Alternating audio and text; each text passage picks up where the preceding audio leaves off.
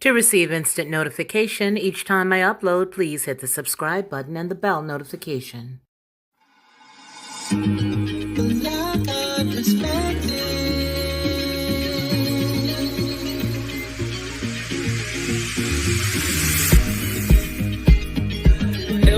you along the way.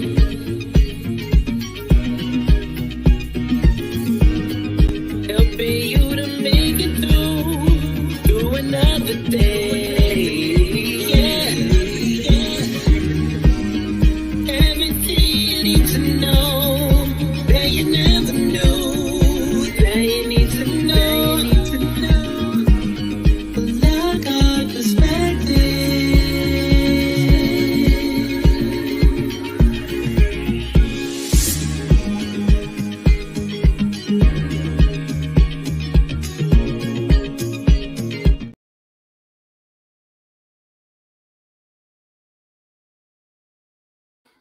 Well, hello, and welcome everybody. Listen, I'm coming on camera, and today I decided that I was going to do everything that's like urban, all the stuff that's dealing with just like crazy, unbelievable stuff that's going on in the world today, right here on this channel. We only have a handful of folks over here, and so I think it's going to make it better for us because we're not going to be so concerned about other things on the other channels and having issues or problems that could arise from us saying certain things. Because I think that lately we have a lot of topics that are just off the chain, unbelievable. We got to point them out. We got to weed them out. We have to deal with them the way that they are.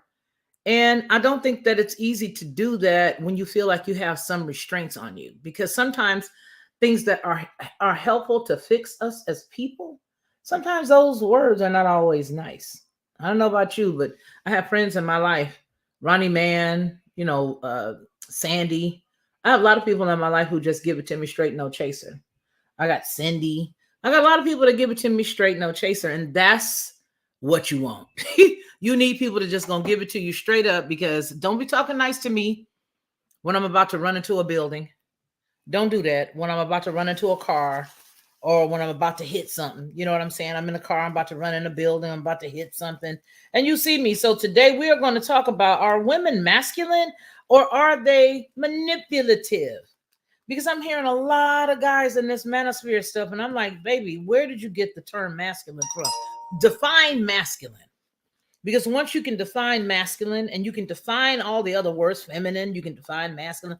Once you're able to do that, then you realize sister girl is not masculine. She's manipulative.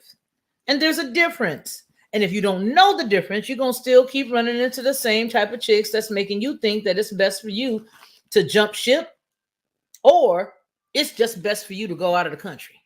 And then you're going to get yourself in some mess over there, because you've seen a lot of guys go overseas, get them a couple of 2 or 3 women, and think that they have just come up, and they don't realize that when they get back over here, all she wanted to do was get here, and then she's gone. So you need to understand the difference between the two. So that's what we're going to look at today. We're going to look at the difference between what is masculine and what is feminine. What is it?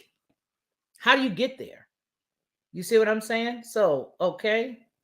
I know a lot of people are going to be wondering, well, why is she on this? Because if you guys understood how many people are really trying to say that if a woman is independent, or if she thinks independently, that she's a masculine woman.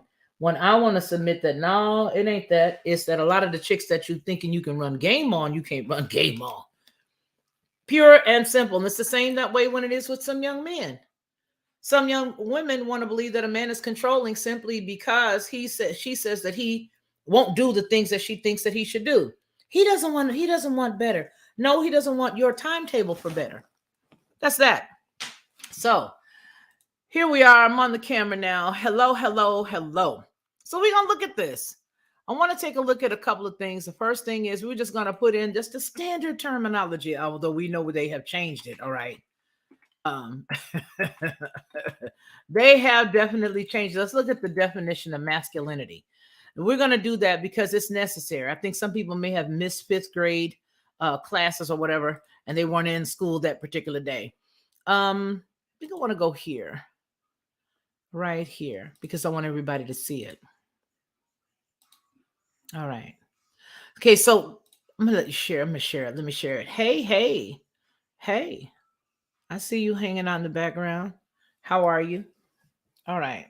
I'm going to show you guys this. It's going to be in the dark mode because I keep my screen in dark. But here it is. Masculinity, the social expectations of being a man. The term masculinity refers to the roles, behaviors, and attributes that are considered appropriate for boys and men in a given society. Masculinity is constructed and defined socially, historically, and politically rather than being biologically driven. That's the change part that I was talking about. So I'm going to get past a piece, but I want to talk about a woman. If a woman has a role as a man and she's been in that role, I guess that's what a lot of people are saying, that she's masculine.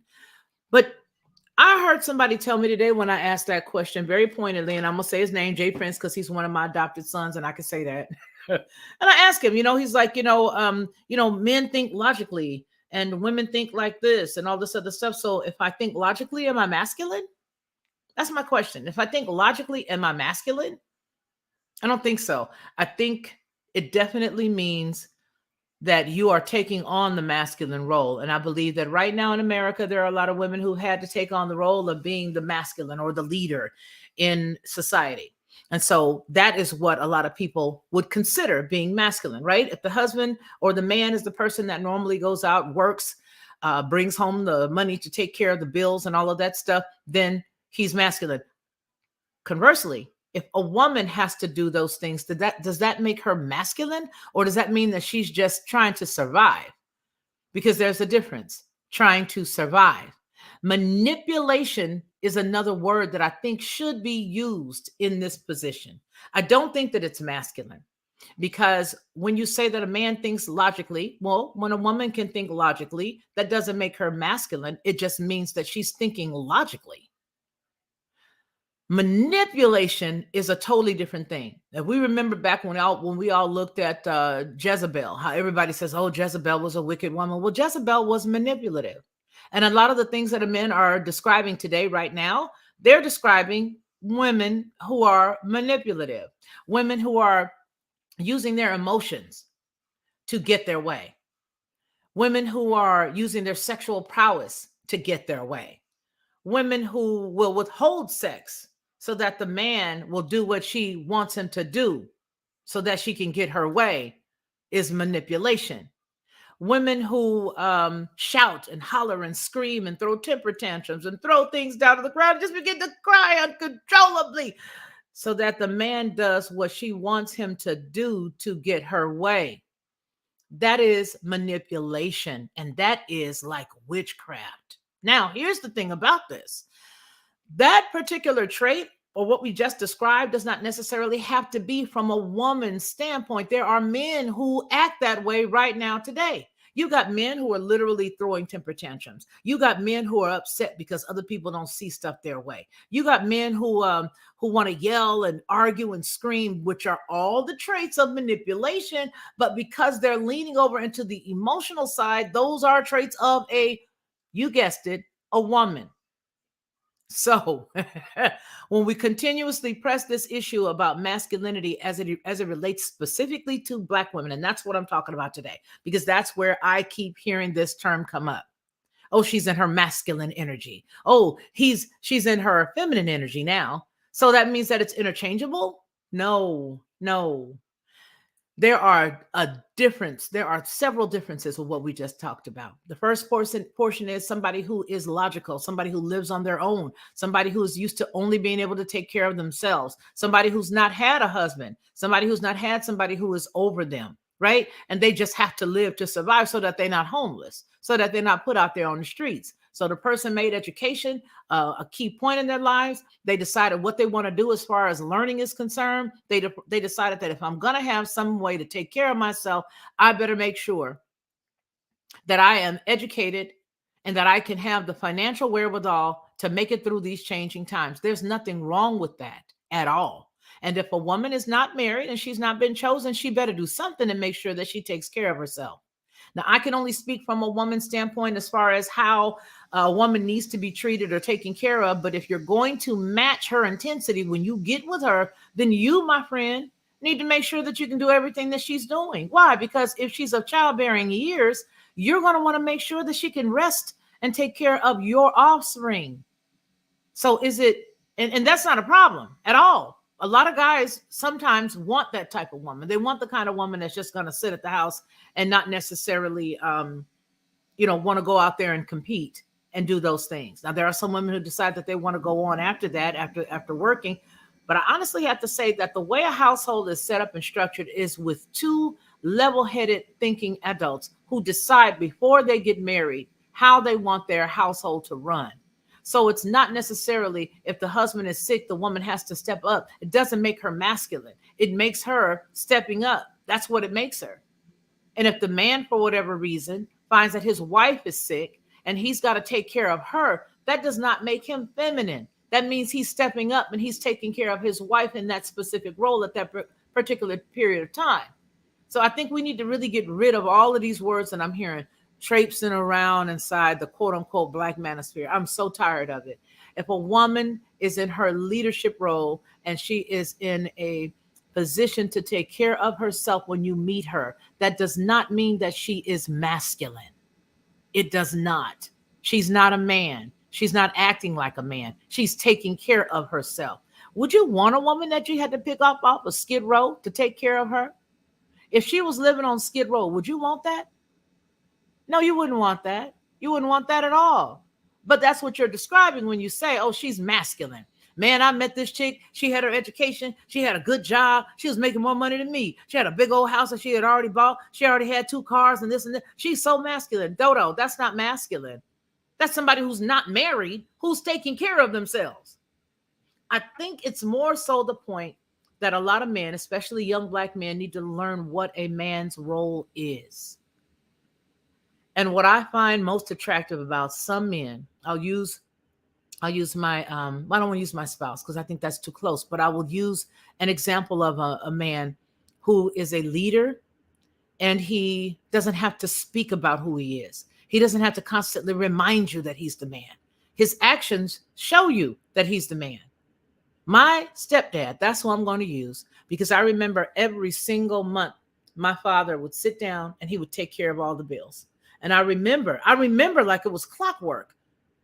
Like it was clockwork. He would go inside of his office. And when he would go inside the office, he would set up, hey, Shaq, my daddy would set up the office. And when he was set up in his office, he would lay out his bills. And I would watch him, Shaq, lay out the bills every single month at the exact same time. He wouldn't talk. He would go in there with his checkbook. Because, back in the 70s and 80s, they still had the checkbooks. He would write out all the bills, and then I'd see him put the stamps on them. And then I'd see my father take those stamped envelopes, and he would walk and go get in the car and drive to the post office. It wasn't until I got older that I learned where those letters were going, because once he taught me how to drive a Standard, he would tell me, go take these over here to the post office. And I would go to the post office and drop them off.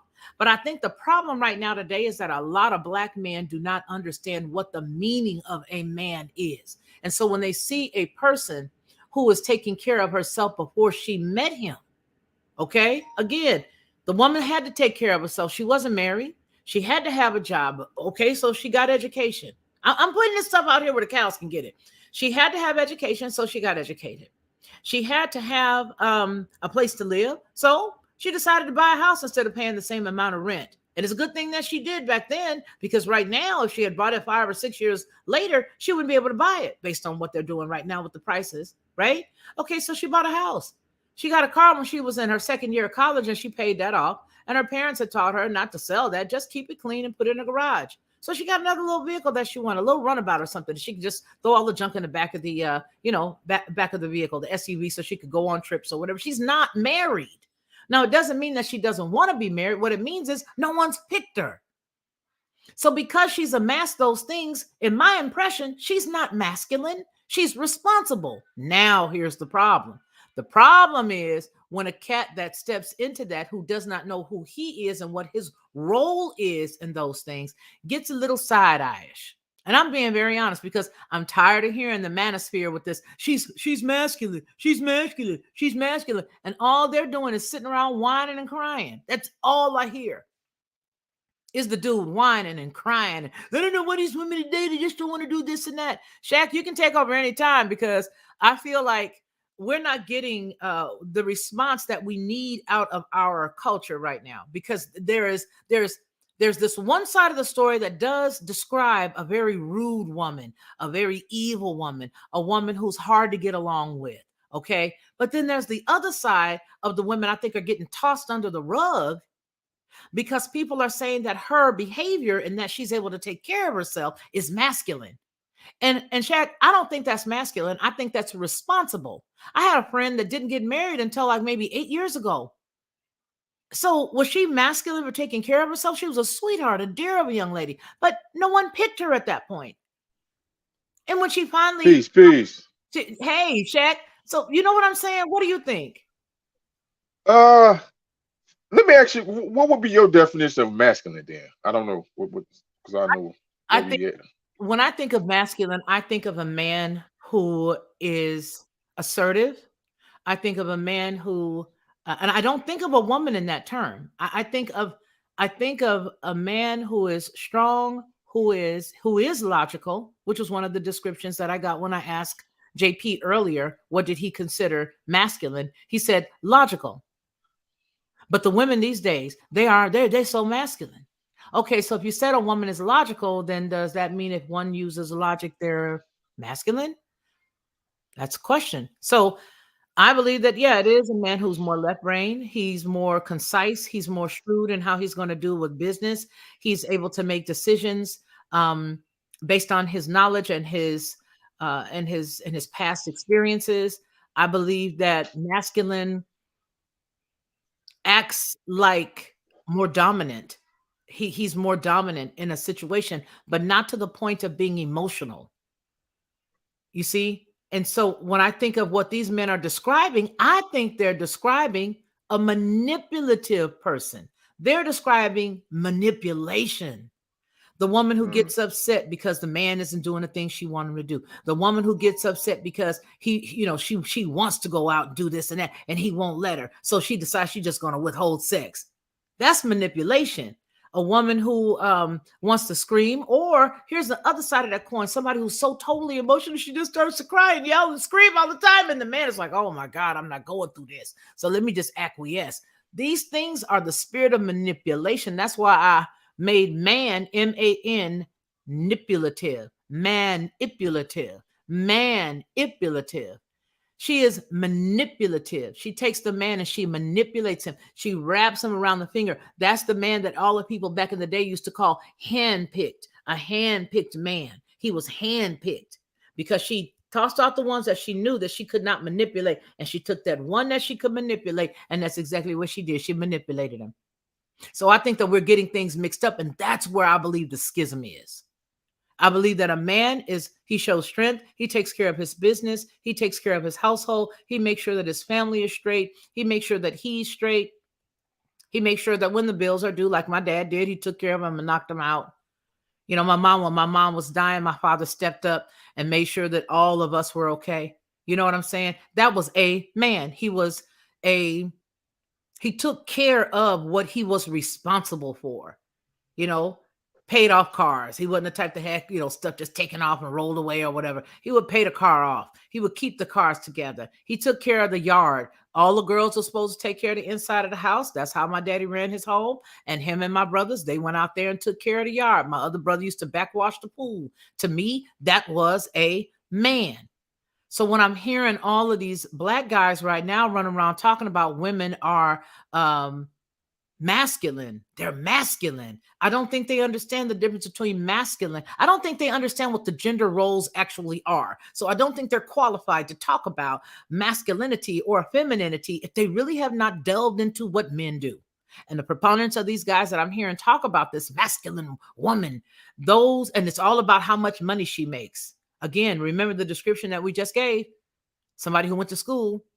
She wasn't married, so she got her education. She graduated. She wasn't married. So she went ahead and bought her house and she wasn't paying rent. She's smart. She's a wise woman. She's not going to pay nobody no rent. She's going to take care of her household. She's paying a note. All right. She's got her job because she don't have no husband and she's not going to be homeless. I don't see those traits as being masculine. What say you? Well, it's like I said, it is some different gender things that come into these scenarios and these situations. I tell you, it's a peculiar situation that we're in now, that we're going through. All the things that you explained. This American society that we living in, this government, this bubble that we live in this American bubble. You know what I mean? It definitely, man, what's the word I'm looking for? It definitely put us into a multiverse, right? Where roles are definitely being reversed. And some men, from looking at it, some men do consider a woman, well, black woman, I guess, you know, the way they are, a masculine. Now, even when you see some of the young girls, well, maybe not masculine, maybe aggressive. Maybe we are overusing the word masculine and feminine. And it's getting comfortable because there are some men. Well, let me put it like this: there are some women and some men, right? I had this conversation a couple of weeks ago, and more often than not, we hear women saying that when they're single moms, single parents, you know, they say they have to take both roles. They say they have to be the mother and the father in this situation. And I said, well, dang. Now I see some fathers in the same situation that's single fathers that's taking care of their children, and I never heard them use that terminology that they had to be the mother and the father. They kick into gear and just be that parent that need to be the supportive parent for those kids. And some of them, not all of them, some of them are actually look for the woman to replace that or to add that extra support system. So I'm looking at a mindset that we're going through where some of our women have been thrust into a situation where they had to take on too much of the responsibility, and it's definitely been overwhelming. I will say that it's been overwhelming to our women and too much pressure. And sometimes when they get in these situations where it just had been them to take care of their children or themselves. And sometimes they don't know how to turn it off. And some guys don't know how to allow the woman to take time and allow her to turn off that masculine or that I guess alpha energy. I don't know. I don't know, because these are just words we're using. You know what I mean? But the way we're gonna have to figure this out together, right? Because for say I meet a woman and she's making way more money than I'm making, right? But we get along. I'm doing all the man duties I'm supposed to do. Like I said, I mean, like a car get down or something, I make sure our oil change is there. Things around the house, I'm taking care of things around the house. I treat her well, respectful. She's adorned by me. You know what I mean? Now society would tell them, hey, that guy's not for you because she makes more than makes more than me. How does that work? If I'm doing all the man duties and she make more, I don't care if a woman make more than me because I'm still gonna be a man whether she got a lot of money, she got a little amount of money. Because I'm looking for the woman that's gonna fill me out. I think that's the problem. I think it's because of the fact that we allow society to dictate to us our norms. And once you start allowing society to help you dictate our norms, then we're going to have a problem. That's the issue right there. I think you hit the nail on the head. It's when society, hey, Anarchy, hey, Oz.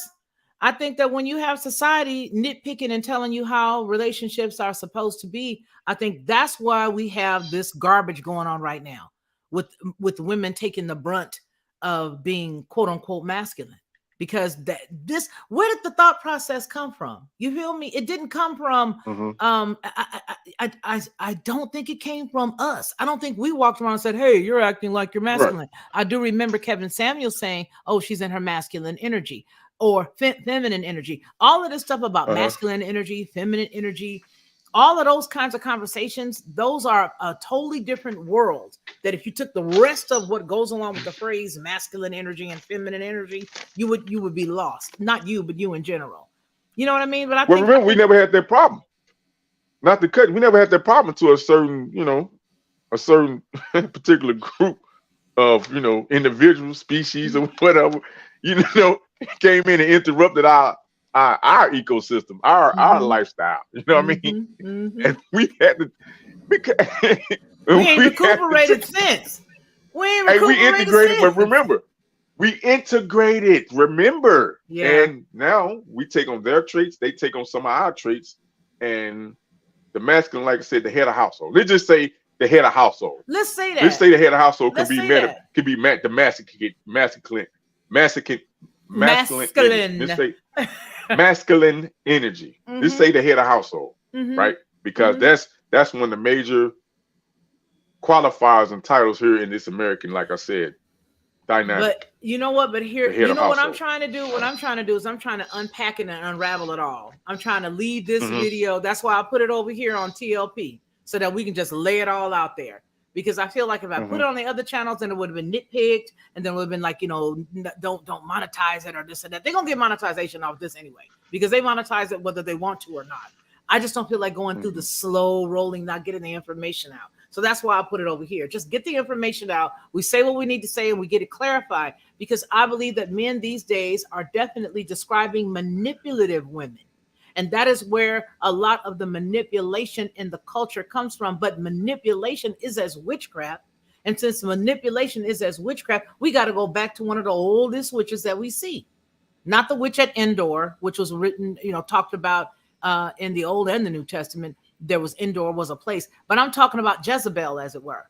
Jezebel had a manipulation. Look at the things that she did. She went to her husband, did not do what she wanted him to do. So what did she do? She went right behind him and she bought this boy's, took this boy's vineyard, took this boy's land that her husband had already sort of waved back and said, nah, I'm not going to deal with that. I'm going to leave that alone. I'm not going to do that. And so when he said, I'm not going to do that, what did she do? She took a letter, wrote it, took his signet ring, signed it, burned it in the wax and sent the notice on. And then what happened was her husband then inherited this boy's stuff, until the man of God went to him and said, yo, wait a minute. What if I told you that, you know, somebody went and they stole somebody's stuff and then they did this to them and they did that? And he said, well, what would you do, King? What would you do? Oh, this is what I would do. I would say that person as well. Okay, then it's you by way of your wife. That's manipulative. That's what these cats are saying now, that the young women want it their way. Oh, no, she won't give me none until this time frame. Well, first of all, if you really want to see, here's the deal. I'm going to put a pin in. I'm just going to poke the pin and the balloon right now for people, and I'm going to fix it for you. If you want a woman that's going to do as you want her to do, and you want to be the head, then do it the right way. Quit laying down with women, and women, quit laying down with men that you don't know. Because once you've made that physical connection and you guys are now physically married to one another, you're now coupled to one another, it's a little harder to break that thing up. We're being serious now. This is where the rubber meets the road. But you see, that's the easy piece, and people don't want to do that, Shaq. That's the easy piece, and people do not want to do that. That's too easy. That's too easy. If you told a man right now that with every woman he lays down with, he is married to her, he's going to turn around and run from you. He's going to argue you down. Well, hey, hold on. Let me, because see, we don't understand language. Not us, but just in general, us people. Of course, that's what's got us in this whole manosphere thing. Yeah, that's what married means. If you slept with him, you was married to him. You know what I mean? Back then, wasn't no justice of the peace. No, heck no. You didn't get Reverend Pork. You slept with her, you were married. You didn't get. You got to realize old English and the old English way people spoke, and these other Hebrew language and different. When they spoke words and when the actions and stuff it was slightly different. You know what I mean? And we convolute that and we put it into modern times, and you know it gets kind of, you know, flipped and jacked. You know what I'm saying? And misrepresented. You know what I mean? But I understood that a while back, that married, like if you slept with someone, even when I was reading parts in the Bible and stuff, I was like, you know, my brain always was on a different type of, you know what I'm saying, time. You know? So I don't know. So let me ask you this. Okay, go ahead. If we just dating, if the man and woman just dating, and and the man or the woman have other sexual partners. Would Uh-huh. that be considered cheating? In your mind, is that cheating? I believe. So let me ask you this: is okay? So partnership or coupling A, the couple A Hmm. in this scenario, is couple A in this scenario? Are they just dating, or are they physically involved with one another? Because there's a difference, but everybody likes to lump it together. You want me to show you the difference? Yeah, break it down. Okay, so the difference is dating. Dating is to see who's qualified to go to the next step. Dating is the one that you're seeing, that you're talking to, that you're learning them. Because see, what people do in interviews is more than what they do in a job interview these days, is more than what they do at a nightclub meeting somebody. Because at a nightclub, they can sit down and meet somebody and then they take them home right then. As soon as they're done, let's take off, let's leave. Let's go to the house, let's go to the hotel. And they take them off. But people who are interviewing people for a job, they sit you down. After they sit you down, after they sit you down, after they sit you down, they interview you, then they go, and what else do they do? After a job interview, what do you expect them to do? Because you get on the phone real fast and you start calling all your old jobs or people that you know at the old job. What do they do after they sit down and interview you for about an hour? They get on the phone and they start checking your references. Oh yeah. Mm-hmm. So they start checking the references, but you ain't got the job yet. So they start checking the references. After they start checking the references, and then they're going ahead and they may do a background check on you. You know what I'm saying? They want to make sure that you're not somebody, say, for example, you have to have a specific clearance or whatever. So they go ahead, they do your background check. They let you know. Now you signed there, we're going to run your background. And after that, we're also going to run a credit reference on you. Why? Because they want to make sure that you are a person that they can trust. But do you realize that people go to a nightclub, meet somebody that night, take them home, and don't even know that much about them? We take more time waiting for somebody to call us for a job than we do in the natural, okay? Not those of us who are married, okay? Than we do in the natural with a job. So dating is meeting the person, vetting them, finding out who they are. How long were your parents married? Oh, are they still married now? Oh, well, have you ever been married before? Well, do you have kids? Oh, where did you go to school? Oh, you didn't finish. Oh, wow, self-made man. That's awesome. Oh, you did finish. Okay, great. Oh, and you went to the military afterwards. Ask some of these chicks if they know any of this stuff after they done dealing with a dude. They don't know. And that's the problem. But see, when you tell people the regular down-to-earth stuff, the way you're going to get past all of this, and the problem is right now they got those little bitty cubicles. They are dividing it. They're dividing it. Oh, the black manosphere. When the manosphere was not even created by black people. Oh, we got the black manosphere over here saying that women ain't blank. We got the black manosphere over here. This stupid stuff. I'm going to the Dominican Republic to get me a woman. I want me a white woman. I want me a Mexican woman. I want me a this and that. You don't know what you want because you don't even know who you are, sir. People mix up dating and people mix up relationship.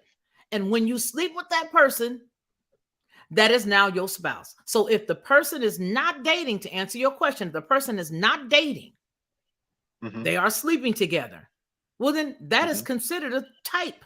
And I say type loosely here, a type of adultery. So you got all of these men and all of these women tag team, coupled with him. She coupled with him. Now she coupled with him. Now she coupled with him. Now she met another one. Oh, bang, bang, bang, bang, bang, bang, bang. And my love go bang, bang, bang. They just be bang, bang, bang. They go everywhere. Just bang, bang, bang, bang. Just everywhere. Just passing it out a little, passing out a little. Then now you are married to all of these people. I've told you guys a long time ago about what they said about that study that they did that showed that women, after they pass away, they done an autopsy on several women when they ran this study, and they found what at the top of her skull? DNA. Men's DNA. Why? Because the sperm was created in such a way that once it hits a target, it stops. Not just the target, so it keeps going all the way up. And up on the top of her head, now it ceases. This is a marriage. So when you try to tell people that if you want to get the right kind of person, please vet them first. Keep your prowess in your pants, sir. Keep your skirt down, madam. Come on, tighten it up. Tighten up the skirt, lady. Keep it all together. You know what I mean? What do you make? You know what? Keep it all together so you can learn this cat or this dude. Go ahead. I do believe we do need to have these conversations, and we need the more mature women, ladies, and the more mature males and men, to have these conversations with some of the younger people.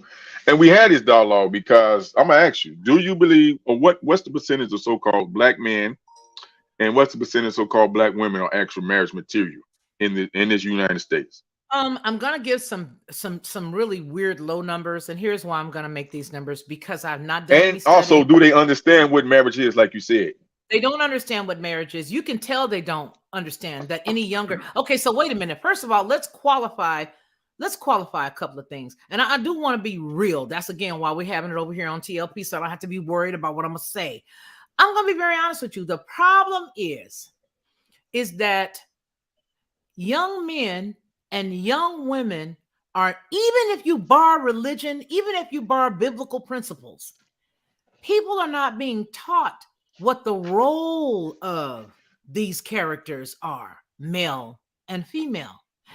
It is, you can tell that because you can look over on TikTok and see a grown rump man walking around with all of this on right here and that's eyelashes and all this other stuff, and he's literally skippity beep up around, skippity pap tap. He just getting it, and you're like, you are sick. There's something wrong with that. And so the minds of the younger children nowadays are getting a little mixed up. So I don't know the specific amount, but I venture to say that it is less than 50% of both. Less than 50% of the women understand what they need to be doing in a marriage, and less than 50% of the men, because I don't have any specific numbers, and I hope that's fair. Okay. But I just honestly, truthfully believe that and here's the deal. I respect what you said about people wanting to listen to the older people, but do you realize that right now in the quote unquote black culture, they don't want to listen to us. They say that we are the problem. They say that the older generation is the reason why everybody's so jacked up right now. They say that if because of us, we let them down. Who let you down, baby?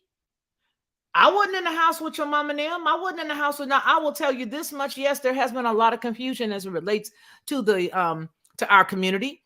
You know, there's been a lot of confusion. There's been a lot of people running around saying things, old women saying things based on the stuff that they projected, based on what happened to them in their lives. There's a lot of that going on.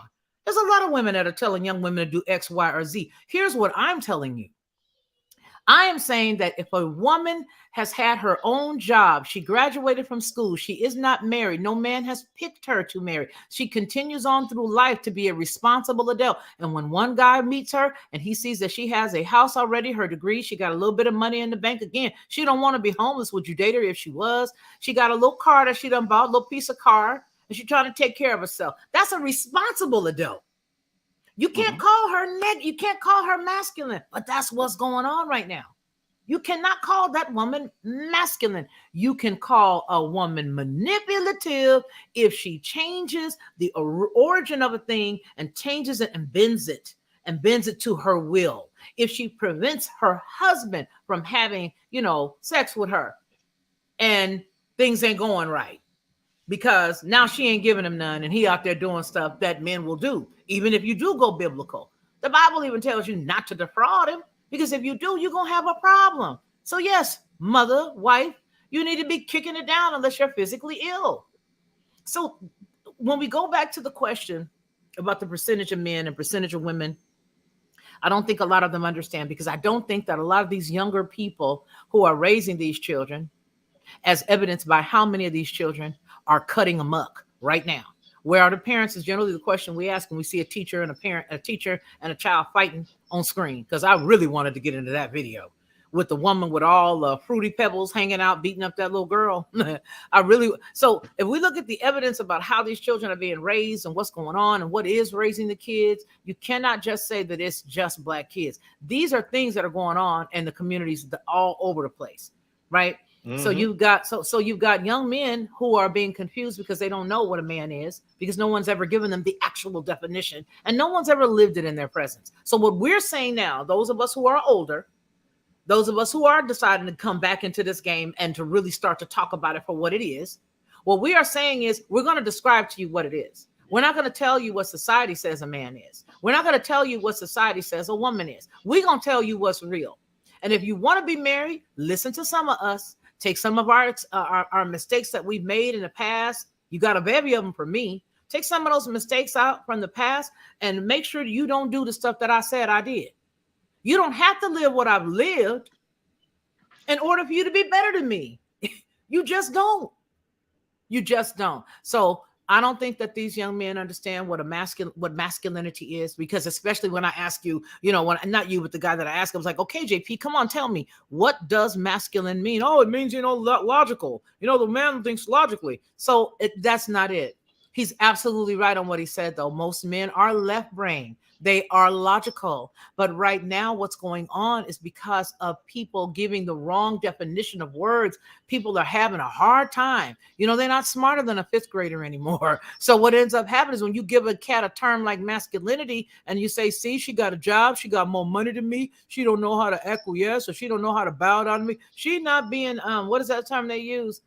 That she's not submissive. Who gonna be submissive to some mess, brother? Find out who you are. Sister, find out who you are.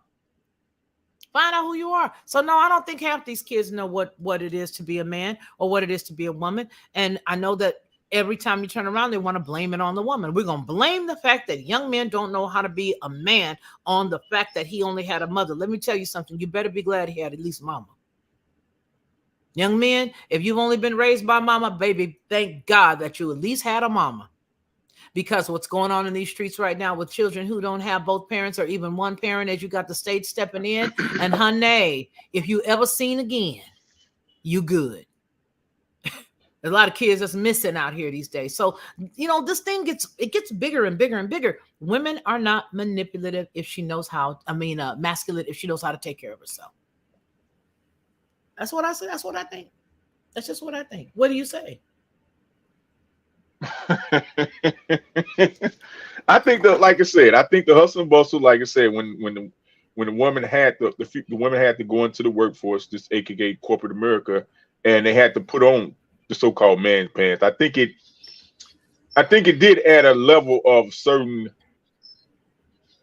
I want to say masculinity, but maybe we could change that. You know what I mean? And like I said, some of them know how to turn it down.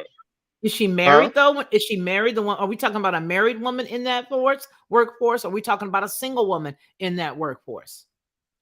Well, it depends. Well, let's go with the single woman, because they definitely been pushing the single independent woman thing, and I think that was a weapon of mass destruction too. Of course. Oh, I agree. The mindset, not yes. The actions, but the actual mindset of I don't need a man. And when you say, see, that's when we say we are spiritual beings and we have a soul, and we speak these words and they go into existence. And if the woman, a female, is saying, I don't need a man, which it takes a man and a woman to make another human being, right? You're psychologically, and you're putting that energy out into the ethers that I don't need a man. So you're really trying to erase the proper structure, that order. Right? So you put that energy out there. So now that aura is on you when you go out into this ether, aka the world, and you're not getting the results you want. Hey, the guys is not opening the doors up for you. They're not being what's the word for men? What do you call it? Well, and they're not showing chivalry. Yeah, not showing chivalry because you have this aura on you that's saying, I don't need you, right? I can do it by myself. I don't need you. Right, so that aura's on you. So describe the aura. Describe the aura. Describe what kind of the body language, the face, the body language. You walk up, you can feel somebody's aura on them. I can. I don't know. Yeah, I can feel somebody's aura. Like, is it okay for me to speak to her? I'm still gonna speak because I'm just that type of person. Right. I'm a people person, and I want to make people feel better than when they left my presence, right? That's the type of person I am. I don't know about nobody else. Right. And I feel people's energy. Sometimes you can feel somebody not feeling good or down, and I'll try to say something to try to get them out that, right? Yeah. It could be a scar that's on their face. It can be their body language, where they're standing or something like that. Or so now let's talk about the way they look. I want to talk about that because see, there's so many things, there's so many facets that go into body language and to the facial expressions when we're passing a stranger. If you are in a setting that is not conducive to what one would consider a dating environment, my guard is already up. I'm not gonna be running Okay. around. Hi, how are you? I'm not gonna be, agreeable and smiley when I'm walking from my, from maybe a Target to my car. You know what I'm saying? I'm Hmm. just not. Um, because as a woman, I want to keep myself protected. Oftentimes, I'll be walking and I won't make any eye contact with any men. I keep my Hmm. head right here where I can see looking up and here. And I can always tell if there's a man looking at me. But, Right. if you're an attractive person, people are going to look because there's somebody for everybody. There's somebody, everybody has a type, and I might be somebody's type, but I'm not looking at him. So a lot of times back in the day, men back in the day be like, oh, you don't want to say hi. I don't know you, and I'm actually fearful, and your behavior is telling me I was right. So you try to get a little quicker, Ted Bundy. You know what I'm Get saying? away, You're Ted like, Bundy. dude, what is up with you? You are crazy. That's what you'll be thinking. You get in the car and be, whew, that was close. Good Lord Jesus. That was so close. But so I think that there's a lot of stuff that goes into that. You only have that first impression. If you're not in an environment where people are going to be trying to meet one another, then it's not a problem if that person is not cozy. They're fearful right now. You know what I'm saying? People are walking to their car, both men and women, getting clubbed upside the head, getting their bags taken, the keys taken out their hands, and people are rolling off with babies in the back nowadays. Right. So, Yes, so it's I think sad. it's the setting. I don't find it a problem. The other day I was walking out of where were we? Where was I? I was coming out of the grocery store. Yes, I was coming out of the grocery store and I literally had two carts because, oh no, Home Depot, because I had two big gigantic plants in the front cart. And in my back cart, I had those little lights that you stab down inside of the yard, those little lights that trace the yard so that you can get in because my floodlight only comes in. So I have cameras that come on. My cameras are on whether the light is on or not. But lately, I have been noticing that the light at the front does not come on. Now, the cameras are infrared, so they still come on. The camera over the garage still comes, but I need to be able to see if I'm backing in and the sun went down before I got back home. I'm backing in. So it's those little lights that you get that come up with the solar. I had put those, and then I had light bulbs that I found, the real light bulbs before they sell them all or make it illegal to sell them. So I bought a whole bunch of those. So I had two carts. And as I'm coming out of the store, it was a very nice gentleman. But again, I'm in my zone. So he sees me with the first cart. He sees me with the second cart. And he goes, hey, ma'am, how you doing? I think he may have had a son or a younger man with him. He goes, hey, ma'am, how you doing? Can I help you with that? And I said, oh, thank you so much, sir. No, thank you. But it wasn't because I wanted to be rude to him. There is just that, it's just that feeling of not being, covered. I don't know. I'm good. But I appreciate his chivalry. It's not dead with him. Chivalry was awesome. But see, because I'm a married woman and because I'm by myself, and even if I weren't married, but I was alone, I still wouldn't have taken his help only because it's not because I feel like I'm too independent. It's because that's my safety space. Hey, Betty, it's my safety space. You know what I'm saying? So I think that young men these days right now, as far as like all the stuff going on with all these different people in the Me Too movement and all these other things, there's been some things that's been created as traps for you guys, where you can't even say to a coworker, hey, that's a nice pair of shoes you got there, Sally, or you look very nice today, Betty. You can't say that anymore. You can't even say that. And there is a way that a man can say, you look decent today, versus, oh, you look good. What you got on? You smell so good. What is that? That's the difference. They're saying, you look nice today, Betty. Saying it audible where everybody can hear. Oh, he just said she looks nice today. Hey, nice outfit today. What's wrong with that? There's nothing wrong with that. But see, what they did is they've infiltrated and they're trying to make sure that Hmm. people are, throwing salt in the game so that a young cat that is already, see, men are more socially awkward than women. I don't know. What do you think? I think men are socially awkward. Some of them more than women. You talking about these days, or you talking about in general? Well, nowadays we looking at the ones these days running around talking about women are masculine because she got a job. Well, okay, let's take the mask and just say aggressive then, because I hear a lot of young Okay. guys saying Okay. aggressive, that the young girls are way more aggressive, and you know, like I said, some of them haven't been taught. You know what I'm saying? When we were young, we weren't really taught, but you know what I mean? We had to, some you had to learn. You had to pick up. If you're willing, just say this: if you're willing to learn, you can learn it. You can pick it up and grasp it. And then this go for both, for men and women, young ladies and young boys, young men. If you're willing to learn, you can pick these things up. If you're willing to learn. So at some point, there's not an excuse. So if you're willing to learn, you know, because hey, we learn the bad things, right?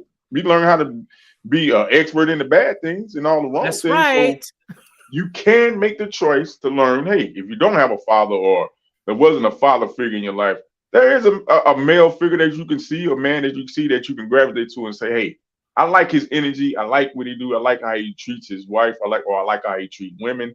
And okay, I mean, you know, shout on a little bit and see, you know, pick his brain. Absolutely. I do that. I pick their brain. I mean, you know, absolutely. Hey, let me ask you about this. See, I'm not socially awkward, so I don't mind asking the questions. And I might not get the answers that I want all the time, but I don't mind answering questions. You know what I mean? Yeah. And I think that's the way that it should be. And I think that really now that you've got this really weird dichotomy going on right now, right? You've got this thing where somebody threw into the bullpen for everybody to, you know, jump on like convene upon like a pack of jackals. And that is that the old people are the problem and we're the reason why, so don't listen to us. And then at the same time, and I don't know where that came from, they just threw it out there in the bullpen, right? So now you got people eating on that saying, oh, we're not supposed to ask old people anything. Meanwhile, all the wisdom is going away. You got all the wisdom going away because everybody wants to blame said old person. And here's what I'm telling you. It's a funny thing to me to see people pile in the church house on Sundays and say they believe in the Bible, and yet still they don't want to listen to any of the elders. You don't want to listen to no elders. I'm the only one that's supposed to be teaching a younger woman, not a dude. That's a good one. I'm the only one that's supposed to be teaching a chick that's younger than me, not no cat. She was supposed to get that from daddy and grandpa. Papa, uncles, daddy. They should have put her up on game while she was still in the house. So now the stuff that she didn't get, and she's a grown woman, we're supposed to be talking. But now you got somebody that's taking that information and throwing it out there in the bullpen. Hey, don't listen to the elders because they're the reason why you're in this way. They're the reason why you have this problem. If you listen to them right now, they're only going to mess you up like they were messed up, like the people behind them were messed up and they were all messed up. Don't listen to any of them. Meanwhile, I'm sitting over here like, hey, ain't nothing with understanding the sweet part of smiling at your husband. There's nothing wrong with doing extra. My husband's not even in town, and no matter what we go through, if I see something that I like and that I want him to wear, I will get it. Talk about it. Even if I'm mad, even if I'm not happy, I don't want another brother to wear it, although I will say it's easy to do that. It's easy if you're mad at your husband to go smile at another cat. It is so simple. I saw a big bottle of Mont Blanc. I bought it. It's still sitting upstairs. It still got the package because he's not here. Could have had a spat. Had a spat. Because we're human. We don't always agree.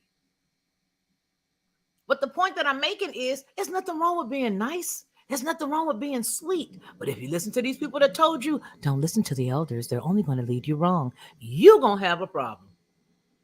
You're going to have a problem. And that's real talk.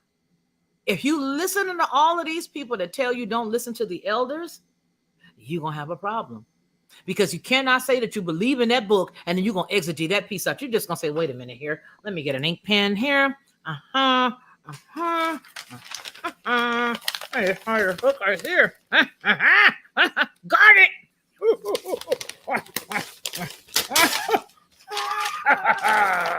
Elders, go away. You're done for. No elders today. The elders are gone. We got rid of the elders part. That's it. Just go ahead. Do what you want to do. Do as thou will. Do what you want to do. Do what make you feel good. It don't feel good submitting when you know that somebody else has made a mistake. It don't feel good. It don't feel good. But worry about yourself. Get yourself together. And then remember, the only people who's supposed to be talking to younger chicks, it's us. And we're going to be here. You can come on if you want to, baby. We here. But if you're talking to a fool, no matter how old she is, a fool is a fool. I would leave him. I would dump him. I would do this. I would withhold sex. Yeah, that always worked for me. Are you married? No, not anymore. We've been we've been divorced about 20 years now, but I stood my ground and I didn't give him any. Well, then why did he leave? Well, because I don't know, but you don't know because you needed to be taught. So there is a difference between talking to an old fool and talking to somebody with some wisdom. And you can go around here and listen to these people if you want to. Right now, it's a little on the dangerous side out there in the dating pool. All the good ones really are taken. All the good ones are taken.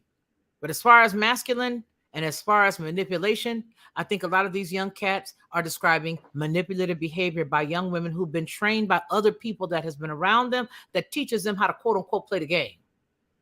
And if you learn how to play the game, you're gonna have a problem. You're gonna have a problem. So you don't believe women can be masculine, or women are doing masculine, energy or whatever out here? What? Okay, so here's what I think. I think that when you look at the term masculine, when I think of masculine, I'm thinking of the WNBA players. When I think of masculine, when I think of masculine, I think of a tomboy that is like going on the other side of being a stud. Okay, that's what I think of when I think of masculine. Because to me, I don't see the masculine piece of a female. I see an assertive female. Because people can refer to me as masculine because I'm direct, because I'm assertive. And if you mess with one of my grandkids, you're gonna see a side of Sears that you ain't ready for. It ain't gonna be the softer side. You're gonna see a totally different side, right? So I think people could consider me that because I'm bold, you know what I mean? However, I know how to be submissive to those that are in authority to me. I know how to be submissive to my spouse. I understood the necessity of submissiveness because my daddy taught me that. But when it's just out here in these streets, like in the YouTube streets or wherever else, oh, you say something, we're gonna be at it. We're gonna go round for round. And what I always say is do not bring a Q-tip to a verbal jousting. Bring a Q-tip to me in a verbal altercation and you attacking me verbally, I'm going to make sure that without any cuss words that I make you feel as small as an amoeba with a derby on. But that does not make me masculine, right? Because with my spouse, I'm not masculine. I'm not masculine. That makes me assertive. That makes me able to defend myself.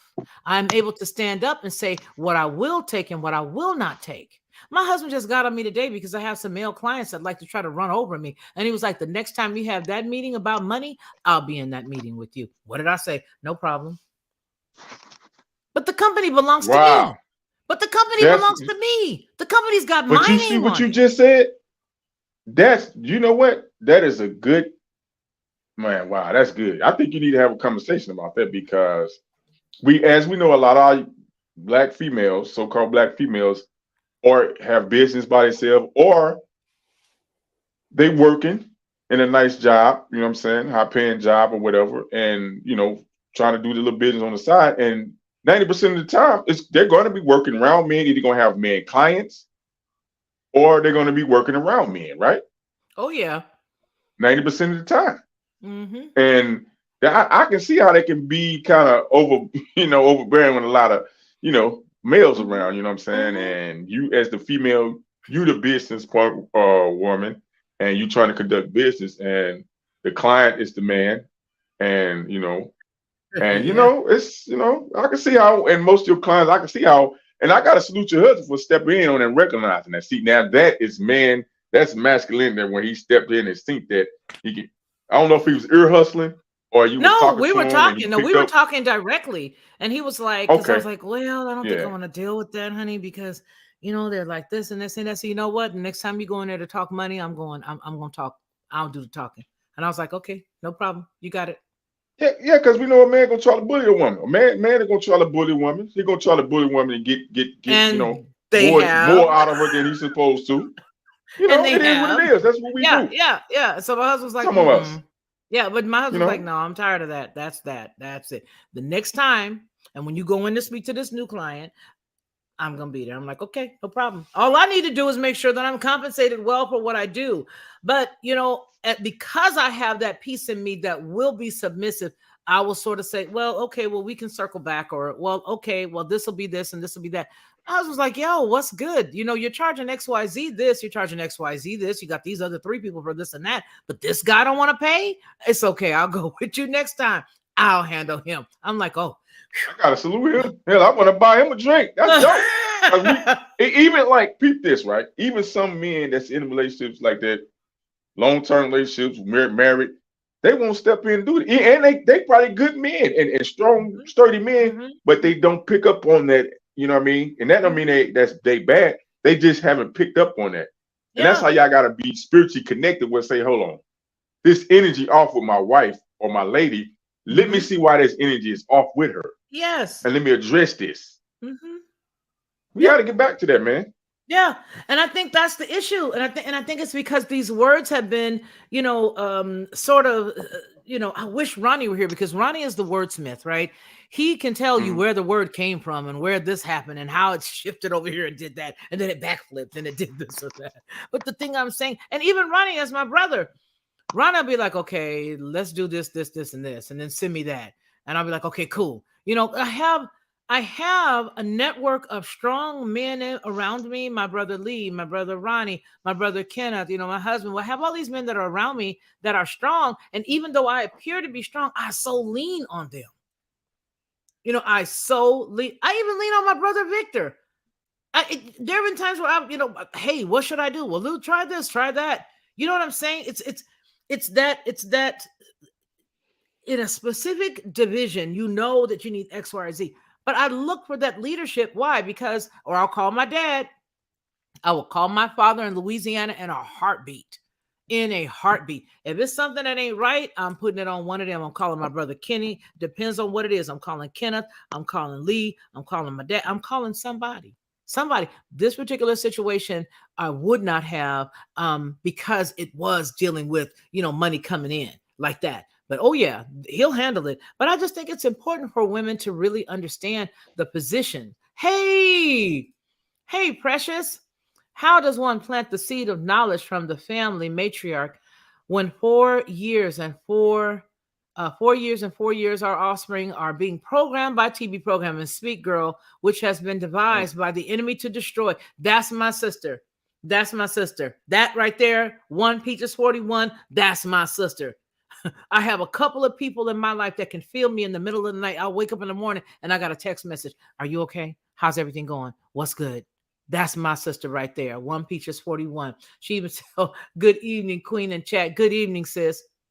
And I think that's exactly right. See, that's what we were talking about earlier, Shaq, when we were saying that, we got outside forces that are really interjecting and telling us, oh, you're this. Oh, don't worry. They just think that you're masculine. Oh, she's masculine.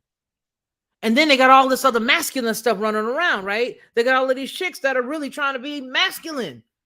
So you trying to confuse us with those? No. She stands up for herself. She stands up on her own. If she is not married, she understands how to take care of herself because her parents had enough, fortitude to teach her how to be a young lady, to make sure she graduated from college, make sure that she got into the career field that she went to school for, make sure that she understands about, fiscal responsibility, make sure that her bills are taken care of and everything is set up straight. She decided that, again, I'm painting the scenario. She decided that she did not want to, she didn't want to rent. She wanted to own.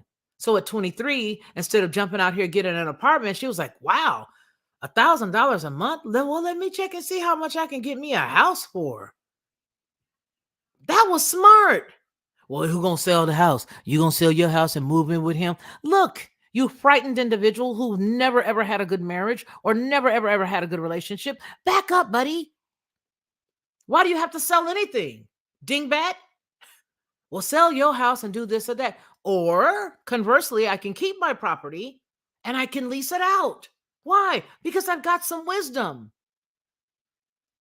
It's wisdom. You don't have to sell anything. You can keep your spot, lease it out, get a lease, get a property manager. Oh, but they're going to tear up the house. You could too. Keep the property. Pass it down as heir property to your husband and your child. See, that's the problem. We're constantly listening to so many outside forces that do not have our best interest at heart. And Black folk know they need to be owning some property someplace. Yeah. They know they need to be owning some property. So they'll sell her house. Well, she's going to sell her house and move in with him. Yeah, okay, no problem. And then when things get rough, she's going to have to go back and get a job, right? If something happens to him physically, she's got to go out and leave the house. They can't just rely. Oh, because she done sold the house now. Now she only has the one that he and she are working for. So she's not going to be able to take any of that income property, that property making the income for her and him, and put that over here and do this. See, it's about what the cultures that we praise. The cultures that we praise are the ones we should be taking note of. We like to compare ourselves to other cultures. We like to say, well, you know, the Asian woman she's subservient. The Asian woman, that's what I hear a lot of Black men. And here's let me stop this piece and before we even decide to end this, let me talk about the fact that we got a big problem in the Black community with these dudes running over there to Dominican Republic, baby. If y'all don't quit with your brand new shiny passport with only one stamp in it, only going to one place, and that is the Dominican Republic, baby. If y'all don't stop it, you guys don't understand what those women are over there. Don't you see the women that they show on the little shorts where the chick is walking and she keeps looking behind her head, turning her head. Anytime you see a woman walking down the street, double dodo, and she's doing this, that's a prostitute, ding-a-ling. They know that. Come on now. I'm not gonna kick them in their back because, like you said, that's what they want to do. But they know that. At this point, they know that. They know that. They know that. Come on now. Well, why they running around talking about they got them a woman? I got it's cheap. A woman. I looked at this dude. It's cheap, baby. Look, you can pay one of their rent. You can pay one of their rent. One of their rent. Let me see. Is it for every one of our dollars is 30? It's like 30. Is it 30 or 50 over there? Something like that in Dominican. So for hey, 300, man, look here. 300. You can pay their rent for about 2-3 years with $300 probably. You know what I mean? I'm just being serious. So guys looking at that economic and saying, man, that's a deal.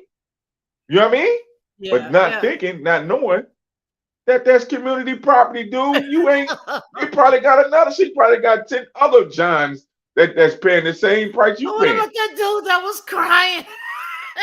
They had a show with this cat that was crying. He was like, man, I looked around and she had another guy going in there. I introduced my friend to her, and the next thing I know, he was coming out smiling. So the chick was giving everybody happy endings because she's a ho, ho, ho, green giant. That's what everybody's wondering why these things are happening. Black brothers, listen, I know y'all probably never had, and I'm speaking to all the Black cats out here who right now thinking they're going to go to the DR and get them a real woman. You better check out some of these DR or the it's called passport bro nightmares. Y'all better check them passport bro nightmares out.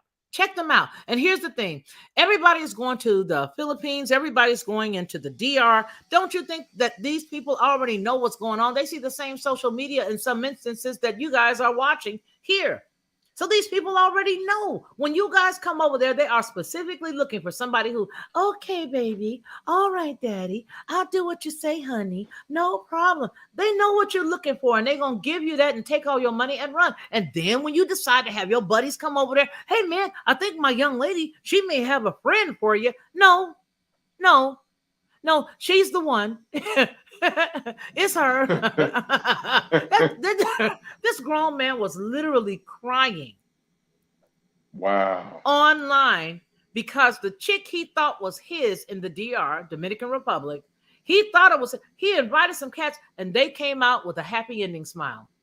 Only because the woman is what she is. She is a woman of the night. But you see, the issue is, and then there was another guy that went over there and came and had to have a GoFundMe to get back. What? He think I'm playing. I am not joking. But if they don't know, now they know that those women, there's no economic system. They have no work. There's no workforce over there. That's their job. They have no job. So they have to work that way, unfortunately, to make ends meet. And it's sad that they got to do that. They've been doing it for probably since they was 12, 13 years old, man. That's their only means of income. I'm serious. There's no jobs down there. There's no workforce down there at all. Why do you think everybody's trying to come to America? Everybody want to be American. Everybody want to be American. I'm looking to see if I can find me some of these TikTokers about the women in the passport bros. But I mean, hey, you know what they remind me of? Huh? You know what they remind me of? It's two incidents. When you was a little child, the first time you got your ice cream cone, and that mug accidentally fell out your hand. Brand new ice cream cone, that look on your face when that cone fell out your hand. That's what these guys are getting when they go over there. You be like,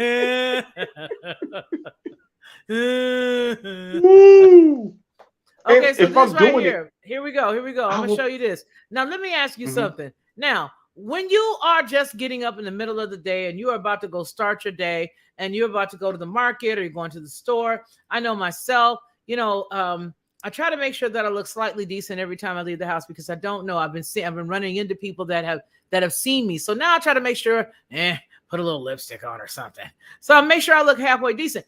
But what woman do you know is just walking down the road looking like this right here?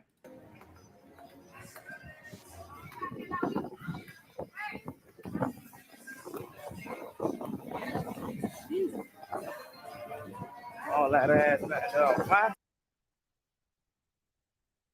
You see what I'm saying? It's not playing on my end. You couldn't hear it? I heard it, but I didn't see it. It's like, no, it's got your banner up, I think. Oh, it did. Maybe they just covered it. They probably covered it with my banner. Hold on, let me see. Okay. I know they're doing so many weird things. I heard it though.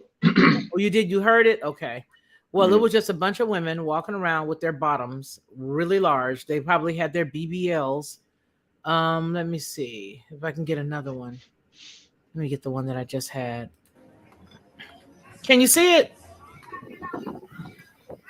No, I still got that banner. Oh, wow. That's deep. Yeah, it still got the banner. So, okay, I'm gonna take it down. Let me present it again. Let me see. Present it. Share the screen.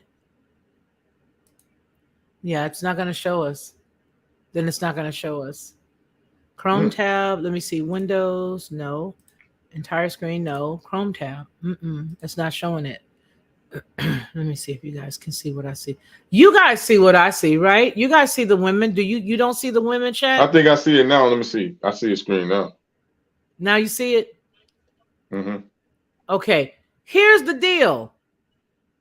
Don't you know what these women are, men? You black guys that's running over there telling me, I'm gonna go get me a woman that's gonna do what I say. Dude, she can't be controlled by you. If you got to get a GoFundMe to get back home, my brother, you cannot handle one of them chicks. And that is the determination right there. You want to know what Delilah look like? That right there. Y'all better look at what the ethnicities of these women really are. You better do your homework.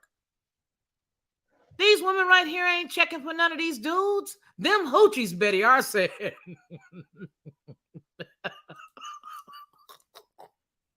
Betty, I ain't gonna play with you. I'm not gonna play with you, Betty. Betty said them hoochies. But do you really think, dude, you can't pull a chick like this in California. You can't pull a chick that look like that in New York, even if they are from the Dominican Republic. Think with your head, my brother. She's a hoe. Think about it. And so I'm saying all these ignorant young men running around here these days talking about what they're going to go and get from another country, how they're going to come and bring another woman back over here, or he going to get him a woman over there. Dude, you are paying for it. You may as well stay in the borough. You may as well stay in the ghetto. You may as well stay in the neighborhood. You may as well stay on the street. You may as well stay where you are and pay for it there. Because if you're going to go over the water just to get some of that right there, dude, you could have stayed at the house. You could have stayed at the house. A hoe is a hoe, of course that is, unless, of course, the horse. I mean, you got to come with it. This is ridiculous. Look at him. Okay, so All that ass. they know what kind of guys are coming over there for them. They know the kind of men that are coming over there. They know that they got your ignorant selves running over there. Now, let me tell you something. I saw a thing not long ago about the women in Thailand and some of the people that are in the Philippines. They eat what they can get. Some of these cultures eat different than we do. So when you're talking about running over to the Philippines, and you two men are talking about running over to the DR, run over all these other places, let's take for example Thailand. Oh, I'm gonna go get me a young woman. Don't you know these women are already prepped and primed when you get off the doggone plane? They already know who you are. They already know what you're doing. They making sure they got the lip gloss until you go and look at where they live, and he's like, "Oh my God, you have no roof. What's with the dirt floor? Huh? 6 of you living here, you say? But no, you're gonna go get you a woman that you think need you. You don't understand that manipulation goes a long way. See, a lot of these young black men don't understand that manipulation goes a long way, my brother. Manipulation is something that is ingrained in humanity. All right. You see the black, you see the yin and the yang. The yin and the yang sign is because you got a little bit of good and a little bit of bad right there in that same thing. Got a little bit of white in the middle, black and white on each side. That's the yin and the yang. So where do you think that goes? You guys think that the only people who have some spirit of manipulation in them are the black women that you're trying to run from, so you go over across the sea and get you somebody else? And we're talking about this because this is what you guys are putting out there right now in the ether. Somebody who's watching this on the replay, it's because you put it out in the ether. So I'm going to deal with it. We got to talk about it. So these women that you think are so good, they're different. They eat dog. They eat rat. They eat cats. And I'm not being rude. Oh, this who's your man Shaq got over there? And here they go, Shaq. Man, Shaq, I got over there. Man, ain't nobody cook for me. Ain't nobody cooked for me in so long, Shaq, he says. It was so delicious, man. She had it all spread out. She had the meat, she had some rice, and she had some little vegetables. Man, you were sitting over there eating rat ears and dog toes and did not know. And it's okay for her, but that's not what you're supposed to eat. Well, man, I'd rather eat that than go deal with some of these black women. It's because you're listening to the wrong leadership and authority. That's the problem, my brother. Out there running over there. Passport bros, you band of idiots. I'm going to talk about this till the cows come home. I'm going to ride this Bronco. I'm going to ride Mr. Ed until he can't be ridden anymore. The more that I hear you guys sit up and say, don't listen to the elders, don't listen to this and that, I'm going to ride it. I'm going to talk about it, and I am going to talk about pearly things. Oh, we going to have a time, baby. We gonna have a time up in here. And I don't care. That's the part people don't get. I do not care. We gonna talk about pearly things because we need to. When I talked about her a few months ago and I warned everybody exactly who she was, now, baby, she cutting amok. We're gonna talk about it all. I'm gonna let you go ahead and talk about the manipulative women or the masculine women. I want you to give me a description. I'm gonna come off the screen. I'm gonna give you a moment. Go ahead and do your thing. And I want you to talk about some of the manipulative women that are out there. Some of the masculine, as they call them, women. You got it. Oh, dang, you're gonna put me on the spot. Well, no, he didn't say it. Damn. You better get around with it, my brother. You know how to hang. Yeah. Like I said, it just comes pretty much down to me. I look at it as the mentality, a mindset. I don't look at it as trying to put it on a one different particular woman or female. I think it's a mindset and it's a certain energy that needs to be, directed in the right direction. You know what I mean? And because I've talked to some men, I've been in certain situations, and yes, there is some contentions with the mindset and the behavior of some of our black women, and some of the men feel the way they feel, that Even the way marriage is set up here in America, the way it's set up for us, some black men are saying, "Well, hold on." And me and my boy Stice, we be talking about the contract agreement. And the contract agreement is pretty much kind of the same thing, but it's just us as the man and the woman structuring our relationship the way we want it, and we just document it.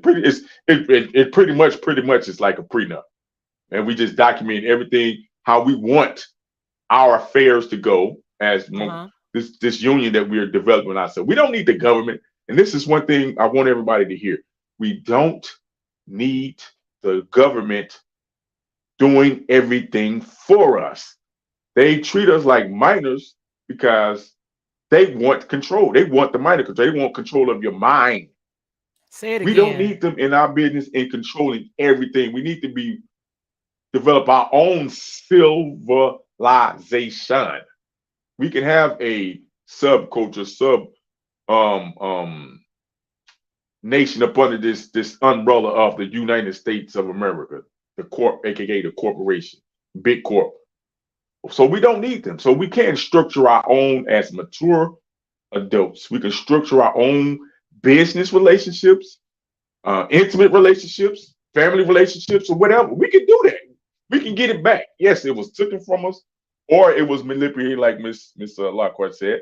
We have been manipulated. You know what I'm saying? Our identity has been stolen. So I'm saying, if we're going to try to get out of this, we're going to have to get out of this together. The men is going to have to sit down with the elder gentlemen, or we could say the mature men will have to sit down with the unmature That's a men good phrase. and have these That's conversations. a good phrase, Shaq. That's a good phrase. The mature men. I like that. Yeah, because the elders, just because the elders, sometimes they might not, they probably wasn't taught either. They probably just went on through life, you know what I'm saying, and thinking that, hey, just because they're a man and they have, a Johnson, that they, things go their way, you know what I mean? And they don't have to, get some type of structure about themselves, you know what I mean? Because we are living in chaos, and the enemy wants chaos, right? He thrives in chaos. Yes. So we can bring this back in. I'm a optimistic person, and if the enemy can speak this stuff and put this stuff into place, I'm into the mindset of we can actually change it around and speak and put the energy we want out there. So that's my spiel. I love it. I absolutely love it because it is everything that you just got through saying. Let me come over here with you. Let me take up this off and cam up. Everything you just said, I totally agree with it. And I do think that is the problem that we have right now today. We listening to everybody else. And let me tell you something. The attack, when we're looking in just our pool, we're thinking that the attack is only on us. The attack is man-wide. The attack is on the white man and the white woman relationship. The attack is on the Asian man and the Asian woman relationship, unless you China, because I believe they're the one that's in the kitchen. Wrist is switching like it's stir fry. Okay, wrist is just going in the kitchen. Wrist just going. Wrist is twisting like a stir fry. I believe they're the ones that's doing it. That's the reason why when I look at what is it called? Who is this? Okay, when I look over at, hold on. Oh, hold on. Hold on. When I look at the TikToks, honey, all of that TikTok stuff is done specifically for us. America. Those who are on this continent. Let me just say that. That's how I'm going to say that. Because I think that each of us can see it from our community standpoint. And that's the reason why we have the opinions that we have, because we see the danger Will Robinson and everything that's going on. We're looking at the danger Will Robinson of every single thing that's going on from our perspective. But what we don't know is I have a white neighbor on this side. I got a white neighbor over there. I got a black neighbor over here. I got a white neighbor over there. I got an Asian neighbor on this side of me. Every single one of them are all, and when I say Asian, I mean here in America. All of these kids that are able to look at TikTok, they're all being attacked. Because the algorithm sets it up to make sure that America is weaker when they coming over here. And so that's the reason why I'm going to continue to toot this horn, because it's not just us that are being attacked, people. It's not. Now, we need to deal with it from our perspective, because we need to get our group in check. If the colors, if the shades of people have any credence, then it's to get yours in check. Yellow man, go get yours in check. Red man, go get yours in check. Brown man, humans, we gonna get ours in check. Speak to your people. Get your people in check. Because if we don't realize that what's going on is big and it is meant to take us out, and they use TikTok as a pawn because TikTok didn't mind coming in to be used as what it's been used for. Go ahead and shut them down. So that way, not only have we done the damage that we've been allowed to do through the pandemic, they may have thought, we've now got boys thinking they're girls and girls thinking they're boys. And we now got all of the people thinking that the black woman is, masculine. And then I sit around here and I see some white men praise black women. I just watched the video just today where a white man said, I thank black women for standing and telling me. And do you know that you will find more people opposite of us that listen to us and listen to our leadership and listen to the things that we've gone through and done wrong? And we're telling people, stop, don't do that to your husband. As a woman, stop, don't do that to your kids. It's not easy, but you can do it. Do better. We got people who love us and listen to us, and they don't even look like us. And meanwhile, we got the same people who look like us that we're trying to tell, stop doing that to your husband. Love your children. Just to stand for your family. The same exact stuff we telling our own. Others are listening to, which means to tell you that somebody out there got some good sense. I'm not telling you to listen to the crazy woman that's telling you to hide money from your husband, telling you to not listen to your husband as it relates to spending, telling you to go out there, you made the money, you may as well go and buy what you want to buy. I'm not telling you to listen to that woman, and I'm not giving you that information. What I'm telling you is there is something to be said about being submissive to somebody that you have chosen to have headship over you. You chose that man to have headship over you. And yes, it's not easy. I'm not going to lie. Sometimes our choices, we get a little buyer's remorse. But what I'm telling you is, baby, if you made a vow and you said a vow, you better hold on to it the best that you can, because I've had to do it. Sister Mayhem had to do it. Sister Bobo had to do it. Whole lot of other folk had to do it. So you better get something out of what we got. You better get some of that strength. Pull yourself up by your bootstraps and hang, sister. If we had to do it, then you may as well have to do it as well. What I'm saying is there's something to be said about understanding the essence and the necessity of submissiveness. It is not conditional. Submission is not conditional. I know a lot of us think it is, because I tell you right now, we be wanting to get out. We be all wanting to Lauryn Hill. All of us be wanting to get out. But the truth about it is, you better get yourself someplace and listen to somebody with some sense. Because 5 years will be done rolled around and your good thing be gone, and you still sitting up there listening to idiots that helped you get where you are. And guess what? As soon as they talk you out your spouse, they're going to be going on about their business. Let them get Mr. Bob. Let them get Tom, and how easy she's not able to be found. You won't be able to call her. You won't be able to talk to her. You won't be able to reach her. Why? Because she out on the town with her man. Stupid. And he'll talk you out of yours. So there's nothing wrong with being that way. There's nothing wrong. Let's see. Oz says they think those women on IG, women are supposed to be all women. Absolutely, they do. And you won't be able to talk them out of that. So you want to leave those dodos alone. Yeah, I'm being honest. I'm being real about it today because I'm tired. And we're going to do it as many times as we need to do it. We're going to do it all the time, as much as we need to do it. We're going to keep on doing it. I appreciate you. I know you don't want your name said, sweetie, but I appreciate you for blessing me. I love you. Always looking out for me. I love you. Thank you. Thank you.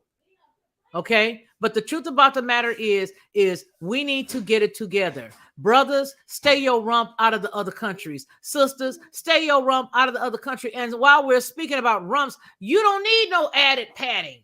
What are you doing in the DR?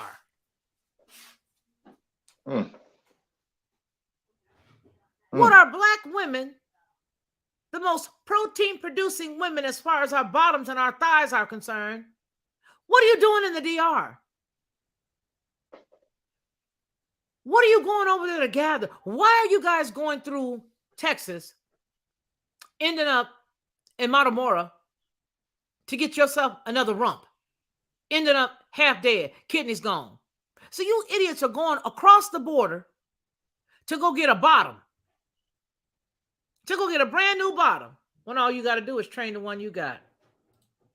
That's all you got to do is train the one you got. Okay? We are submissive to an honorable husband. But again, here you go, Betty. I'm going to say that again because here's what I said just a few minutes ago.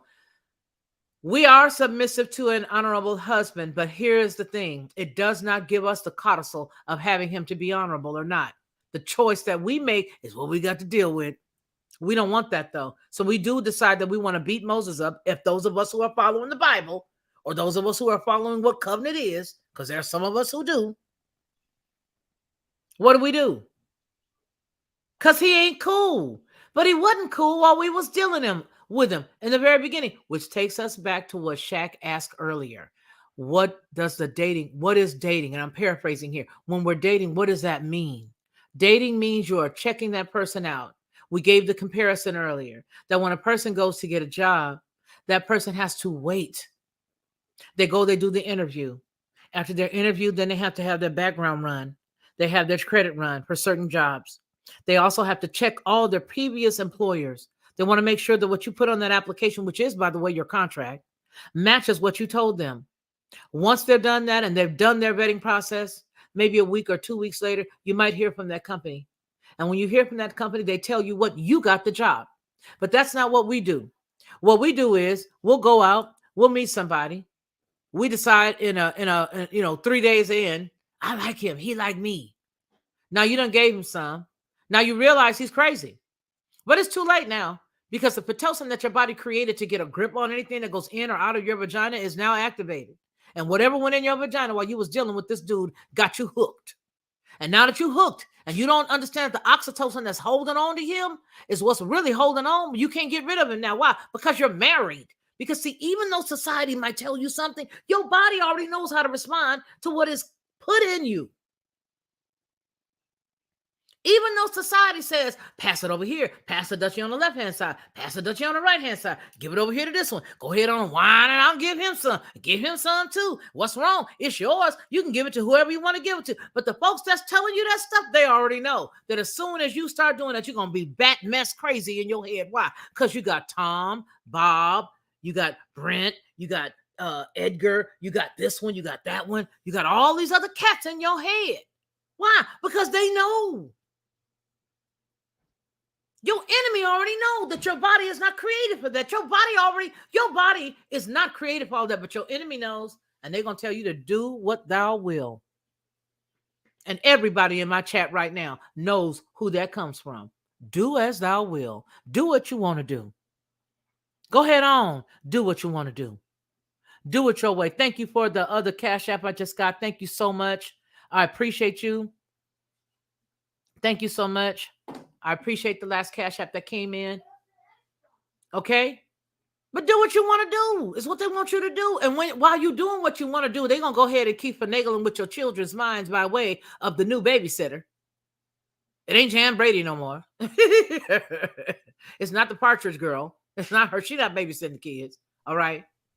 All right? It's none of Bill Cosby's little kids on that show. Ain't none of them babysitting. It's TikTok. Get in the back seat and learn how to be a guy. Get in the back seat. Shut up. Be quiet. Check your sound for. Get in the back seat. Learn how to become a girl, Bobby. Okay? That's what they want your children to do. That's what they want you to let your children do. They want you guys to make sure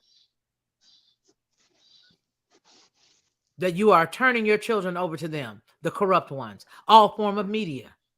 And so now you got the woman that's trying not to be quote unquote masculine as it relates to who Kevin Samuel said masculinity was.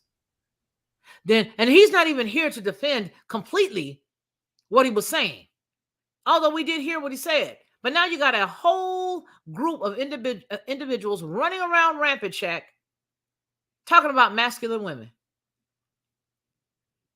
So I really want to hear what people thinking down below in the chat after we're done with this and you watch this. I want you to tell me, what do you think a masculine woman is? What is the word masculinity? And if you cannot describe what masculinity is in its true form, then I submit that you are part of the issue. That's got a lot of people thinking they can share the same bathroom with others. Because anybody who is able to take care of themselves is not masculine. They're a responsible adult. And if you're dealing with a woman that does not regard you, and you're dealing with a woman that does not respect you, then if you're still in the dating stage, my phrase to you is hurry up, run, Cinderella, Dana Dane, run, run. Why are you dealing with a woman that you've not slept with and you see that she exemplifies all the signs of a woman that you don't want to deal with? Which is the reason why you date, baby. That's why you date somebody. And that is why you can date multiple people at the same time, because your penis is below your waist and above your kneecaps and secured in your pants with a belt that keeps the pants up for that specific purpose. That is the reason why, madam, you keep your skirt down and you keep your panties up. That is the reason why she is now up underneath the navel and above the kneecap so that regular folks can't just see her like a pair of eyes or ears. That is the reason why it is a well-kept secret, because you can't see it. It's not a pair of hands or an elbow. It's not a pair of kneecaps or a foot. It is hidden because it is a treasure that only the person that you're supposed to be with can unfold. That's the purpose. And the reason why you feel like you're being treated badly is because, unlike the wise interviewer, you decided to meet that person and give them some. And then you decided, nah, didn't like that one. Go give them some. Oh, run down the street, met a new guy, give him some. Oh, everybody can have some. It's to give it all out. Pass it all out. And then you wonder why your life is a wreck. Because you're running around with multiple personalities, not only the 5 you already had before you lay down with Brother Man, but the 5 or 6 that he had as well. Now you got 10 folk running around there, only you paying the rent, and it's a real hectic. It's getting kind of hectic. Hey, it's getting kind of hectic. Getting kind of heavy. So no, sir. No, sir. She is not masculine. If there's a woman that you're having an issue with and you have vetted her, now she is manipulative. And she was so manipulative that after you got with her and you vetted her and you did take your time and you didn't go ahead and, poke the bear, now you're seeing her attributes. Now you are seeing her attributes of manipulation, the same way that Eve was manipulative. The same way that Eve quoted what her husband, God, told her. But God said, my master said that I can't do this because in the day that I eat of this tree, I will surely die. Well, now her new man said, baby, you ain't got to worry about that. Just go ahead on and eat it. Watch, you gonna live. She trusted that stranger. And when she ate of it, she was fine. So with this now knowledge and spirit of boastfulness, she runs back to her man and says, hey, you know what? Your God told you some misunderstandings and stuff. If you eat this, ain't nothing wrong with you because I ate it and I'm absolutely fine. Well, it wasn't given to her as a decree. It wasn't given to her as a spirit of truth. It wasn't given to her as rhema, as word, as deep down in her soul. It was given to him. As a matter of fact, she wasn't even made until after that statement was made. She was not even created until after don't touch it was told to Adam. Well, now what you got? What you dealing with? What you dealing with? What you dealing with now? What you're dealing with is a bevy of crazy. And the reason why you're dealing with a bevy of crazy is because you don't understand what's real. And what's real is you listen to her because she was being manipulated by the beguiler, and now you're being manipulated. Now she has manipulation in her, but she wouldn't have been able to get into bed with you, brother, if she was masculine. That's my point. That is my point. That is my point. That is my point. You wouldn't have laid down with her if she was herky-jerky. If she was herky-jerky, looking like that old character off of In Living Color that was played by, what's the white guy's name? Me. What was his name? What's the white guy's name off of In Living Color? He's like a high wizard now in Illuminati with theater and television and all this other. God, what is Jim his name? Carrey? Jim Carrey. You say he's a high wizard now? Oh, he's high. He's way up there. Whoa. He's like the leader of Hollywood now. Really? Oh yeah. Oh yeah. I got Jim a woman. Carrey? You didn't know? I didn't Oh yeah. know. He's way up there. He's way up there. He is way up there. Way up there. But that character that was it called Wanda? What was the character that he made? No, that was Jamie Foxx's character. What was That his was character? Because she used to go, me. Kyle. She-Ra, some stuff. What was Somebody, that character's She-Ra. name? Kyle Sellers, what was that character's name? He used to go, me. I mean, that's masculine. Fire Marshal Bill. Okay, that was Fire Marshal Bill. I got to let me tell you something. That was Fire Marshal Bill. But there was a girl that he used to play, used to take his hair, and he had these two little horns. Wasn't it She-Ra? Was it She-Ra? I don't know. It was that character was crazy though. Yeah, it was crazy, and it was just like a girl. Oh gosh, she used to talk like that. He used to have that voice that was sort of like the oh gosh, I forgot the name of the voice. The guy that I liked that did the what was his name? Oh gosh, I can't remember his name. But let me see the name. The woman character that Jim Carrey played.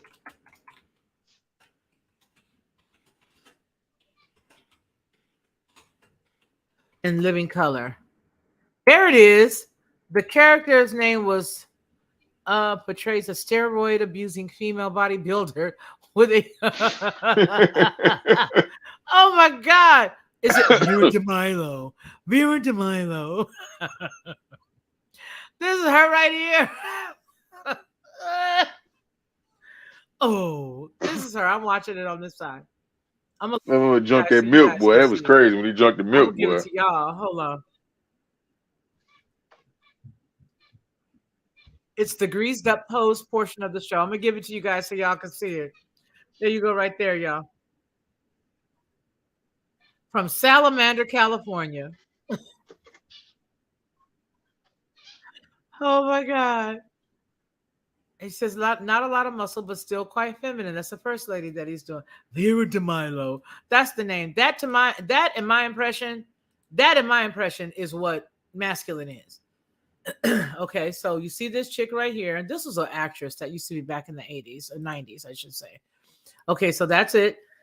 The Devil and His Minions. Absolutely, Oz. Now here comes Vera DeMilo. Jim Carrey's absolutely right. Here it comes. Can you guys see that?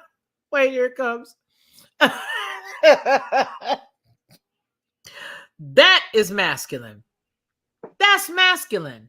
But see, they keep having all these black folks run around calling women that are in their culture masculine at the same exact time where everything is trans. And so now you got this right here as the mindset of what is masculine. That is not a woman. And you guys are acting like our behavior when woman. Let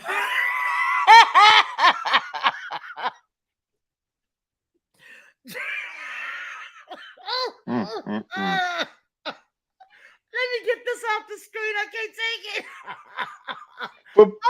it. So let me ask you something. So obviously they knew something was going on back then because all those skits that they put on has came to forefront to this day. The men on film, right? The he, she, the she, he's is prevalent to this day. I'm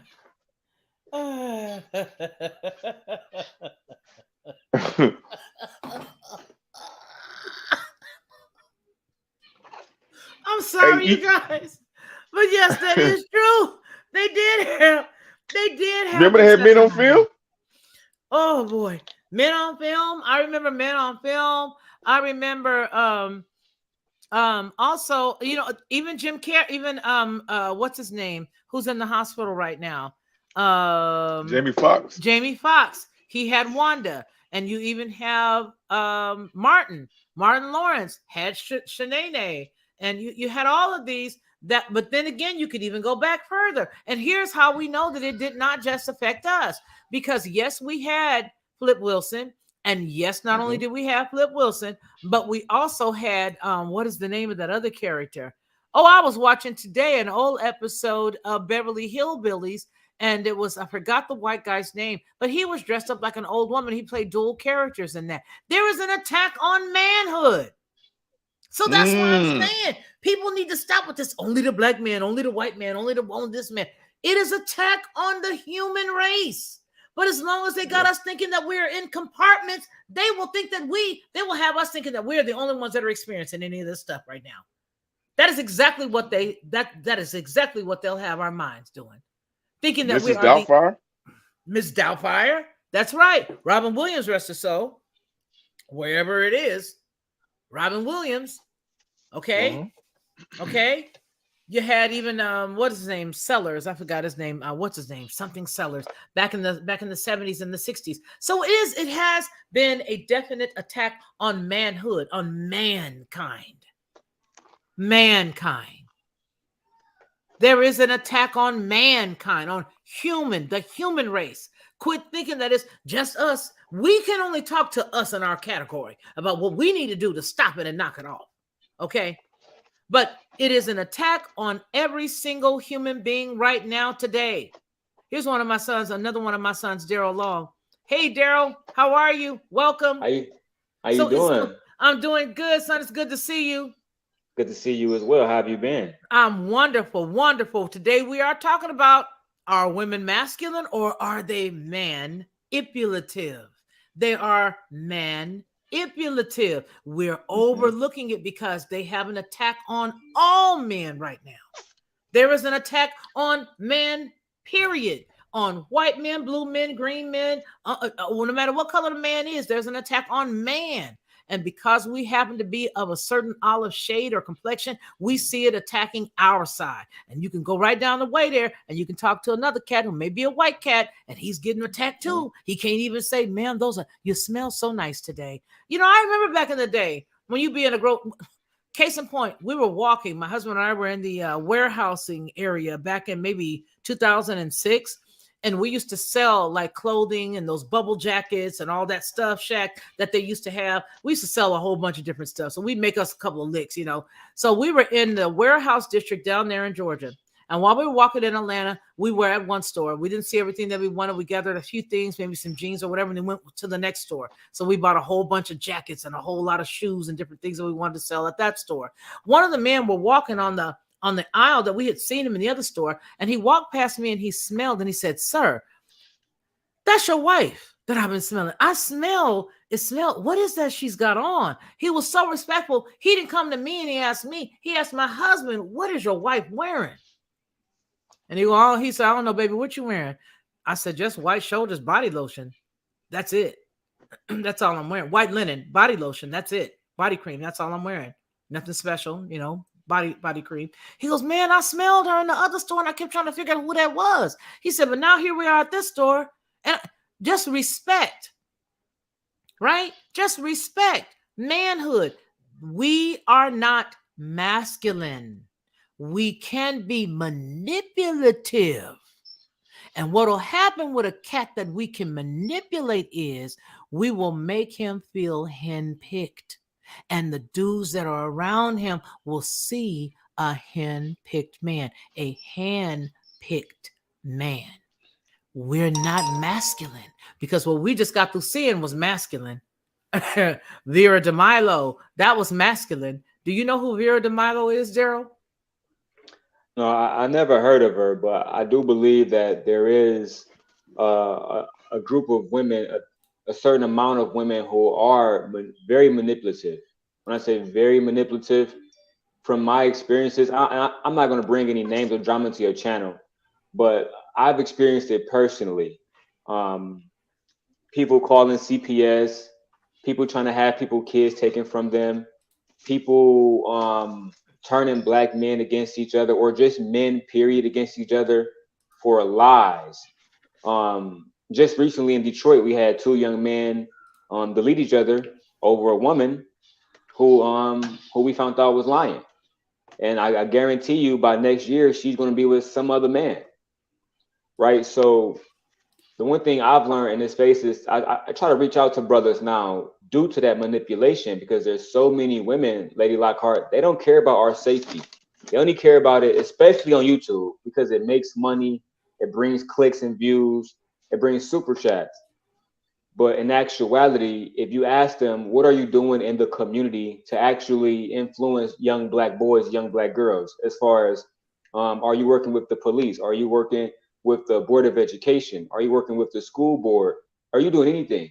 And usually I get no on those answers, and it tells me who I should be affiliated with and who I shouldn't be with, because we got so much work to do. And those masculine women, to me, they're worse than some of the abusive men, in my humble opinion. So what we were discussing earlier before you came, Daryl, we had broken down masculine. And when I think of masculine, I think of Vera DeMilo. That's on the screen right there.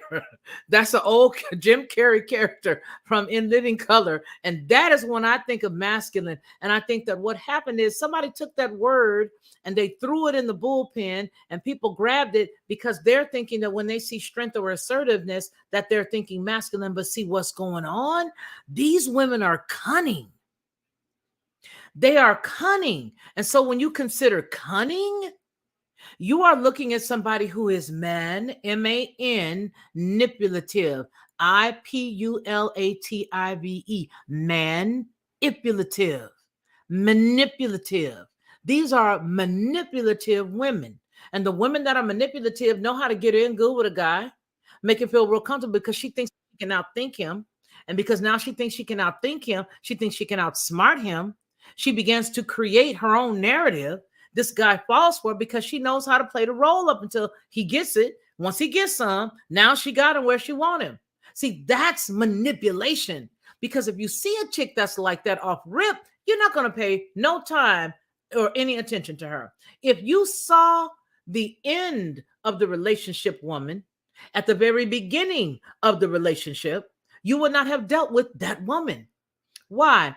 Because she manipulated a man into believing that she was something else. She was a chameleon. Yes, we can be assertive. Yes, we can be strong. When we don't have a spouse, or when our spouse is not able to do his thing, then yes, we can be all of that. We can be strong. But we have to be, because you would not want no woman who could not have your back if you was flat on yours. I agree. That was one of the things that I experienced in this space as well, is when I've seen so many Black men try to be vulnerable, and when they are vulnerable, this vulnerability is used against them. Many of Black men. So I think it becomes hard for us, in my opinion, because lady like her, I focus so much on mental health in Black men. As you know, about 80% of all self deletions in the Black community are Black men. So when Black men are being vulnerable, are speaking about their feelings, and then it's thrown in their face or is used against them or weaponized in any fashion, in my opinion, this is why we have an dangerous emotional outbreak with Black men deleting Black women due to mental illnesses and really just nobody for them to talk to. And that's not an excuse, but it is the reality that when you have a group of people who mentally are not being taken care of, they're not going to see therapists and doctors, how are they coping? And in my experiences, Black men are using unhealthy coping mechanisms just like Black women are: sex, drugs, and worse, to be perfectly honest. So we just have so many things, so much healing that needs to be done. I don't know where to start sometimes. So what we were talking about when you first came in, excuse me, is the fact that it is the attack on mankind. Because see, what we don't realize, and what we sort of laugh and call people conspiracy theorists and all this other stuff, we don't understand beyond what we see. If we really truly and honestly understood that there was an enemy of mankind, then we would find that when we sat down and we talked to the white brother or we talked to the white sister, as in humanity, okay, that we will find that they got XYZ in our community that's, anesthetizing our people. And then we go and we talk to somebody else and we find out that fentanyl is in their community. And then we go over here and we talk about this other group of folks and we find out that methamphetamine is in their community. And it's all anesthetizing them. These individuals are using this stuff to sort of cope, right? And then they got women who are crazy because the man is crazy because everybody is under attack. So when we all bottleneck it and we make it just about us, we can't see. So what we were just talking about, my other son Shaq and I, what we were just talking about was the fact that we have got to make ourselves a committee of one to tell the truth to our people. Now, whether or not they want to believe it is one thing, but that's what we're supposed to do. But we can't at the same time ignore the fact that this is an attack on mankind, because no matter who you talk to right now, they all got the same complaint, that the women ain't listening, and that the men seem to be controlling, and that the women are masculine, and that the men seem to be feminine, that the roles have been reversed. But here's what happened when they started to attempt to reverse those roles, Daryl, inside of the media's eye, on commercials and on television shows. What they did was they showed us a man that was a castration of what his former self was. They showed us men who were behaving in an effeminate manner. And now that we see that, we want to say the woman is the opposite. So she must be masculine. The reason why the attack is so great on the woman, and the reason why the women are so easily manipulated, is because they are so tied into the Democratic Party. A lot of Black women especially are tied into not only the Democratic Party, but so deeply rooted into media, so deeply rooted into social media, that they buy into these woman is great things. Now you couple that with her manipulation. Now you got a walking monster. Her natural ability to manipulate a circumstance, a situation, or a man has now been coupled with the backing of the media. And when you got that, you got a problem.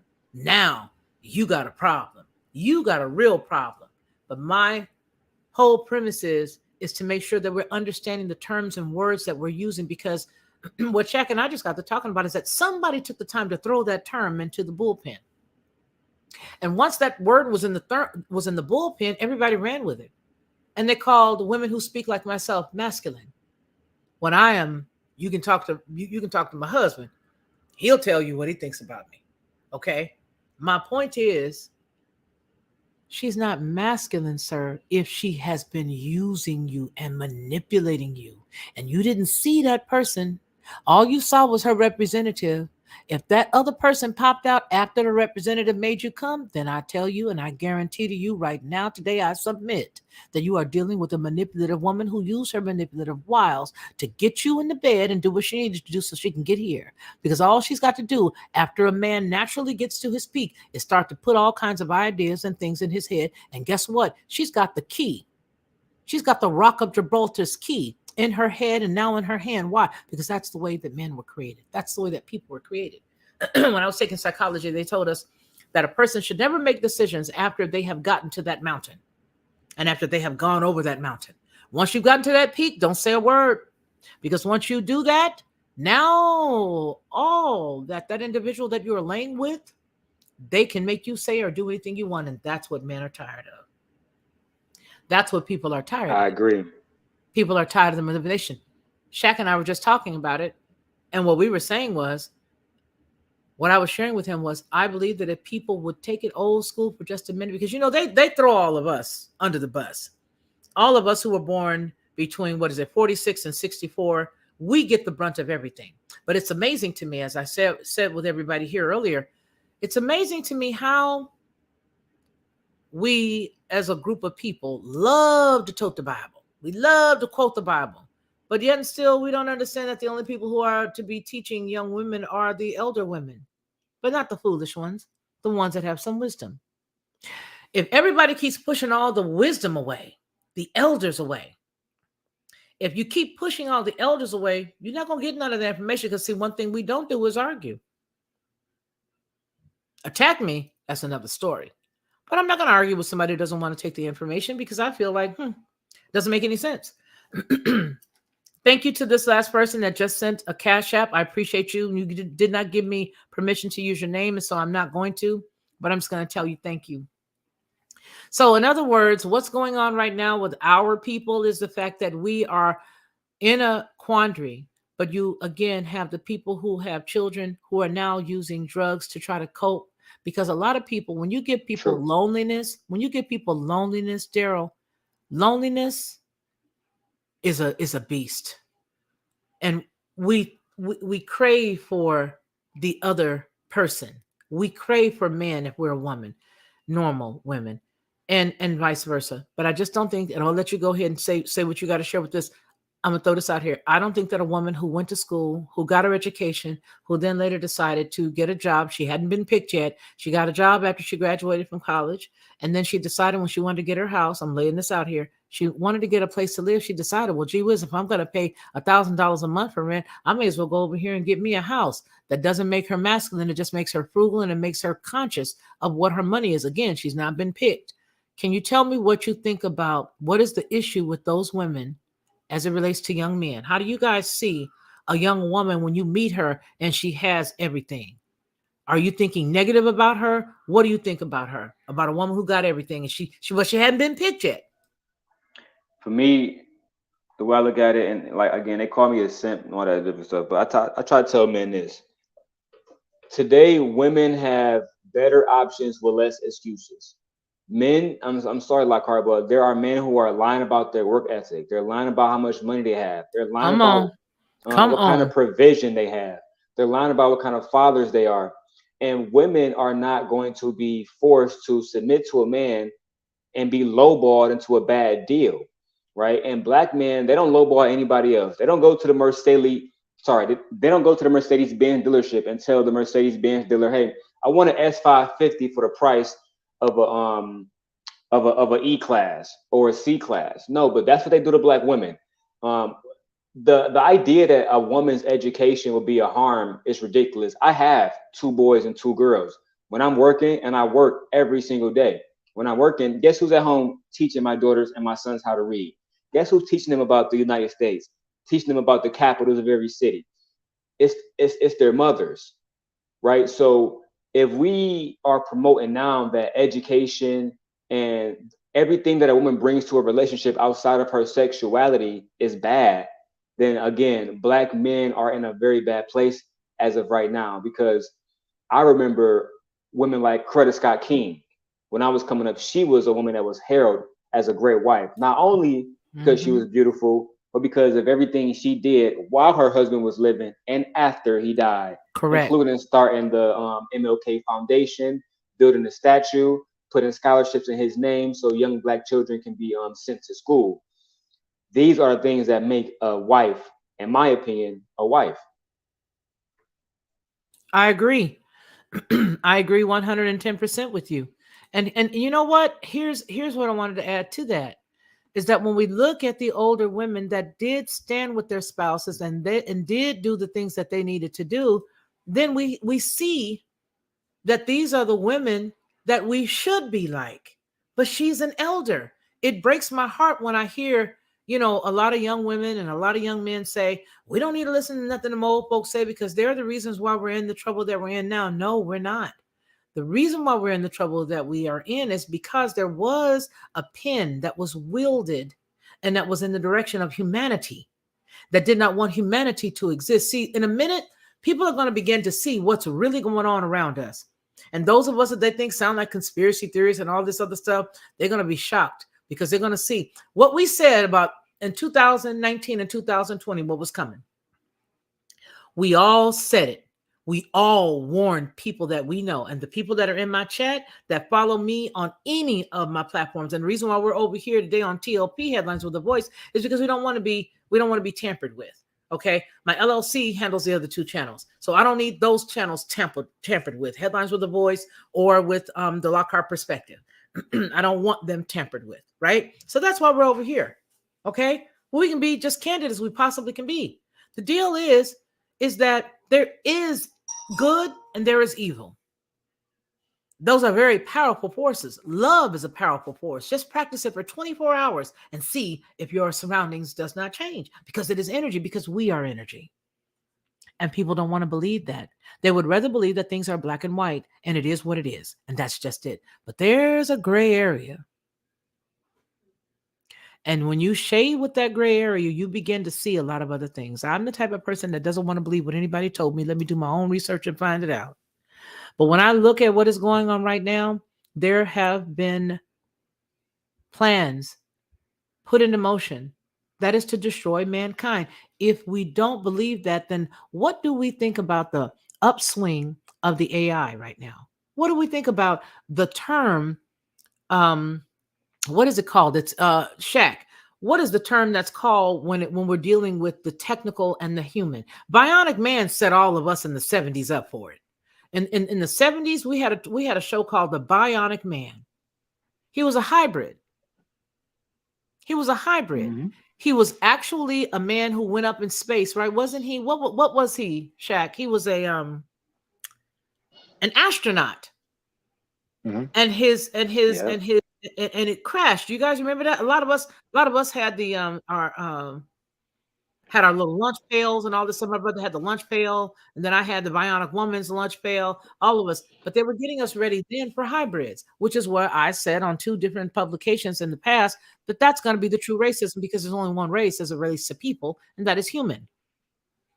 But there are other races that are coming behind us that are looking to annihilate us. And I know that sounds crazy, but when I was telling everybody a while back not to take something, and they did it, the preponderance of those individuals that are close to me right now took it, and they are gone.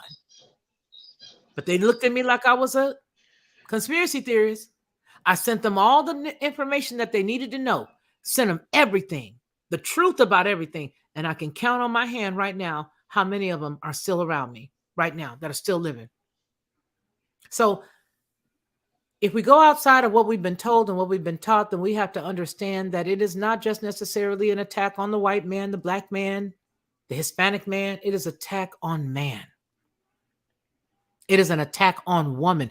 That's who they really after. Because if they can get girlfriend out the way, then they got everything else they want. It's transhumanism. Thank you, Dawes. Thank you. Thank you, Oz. I appreciate that. It's transhumanism.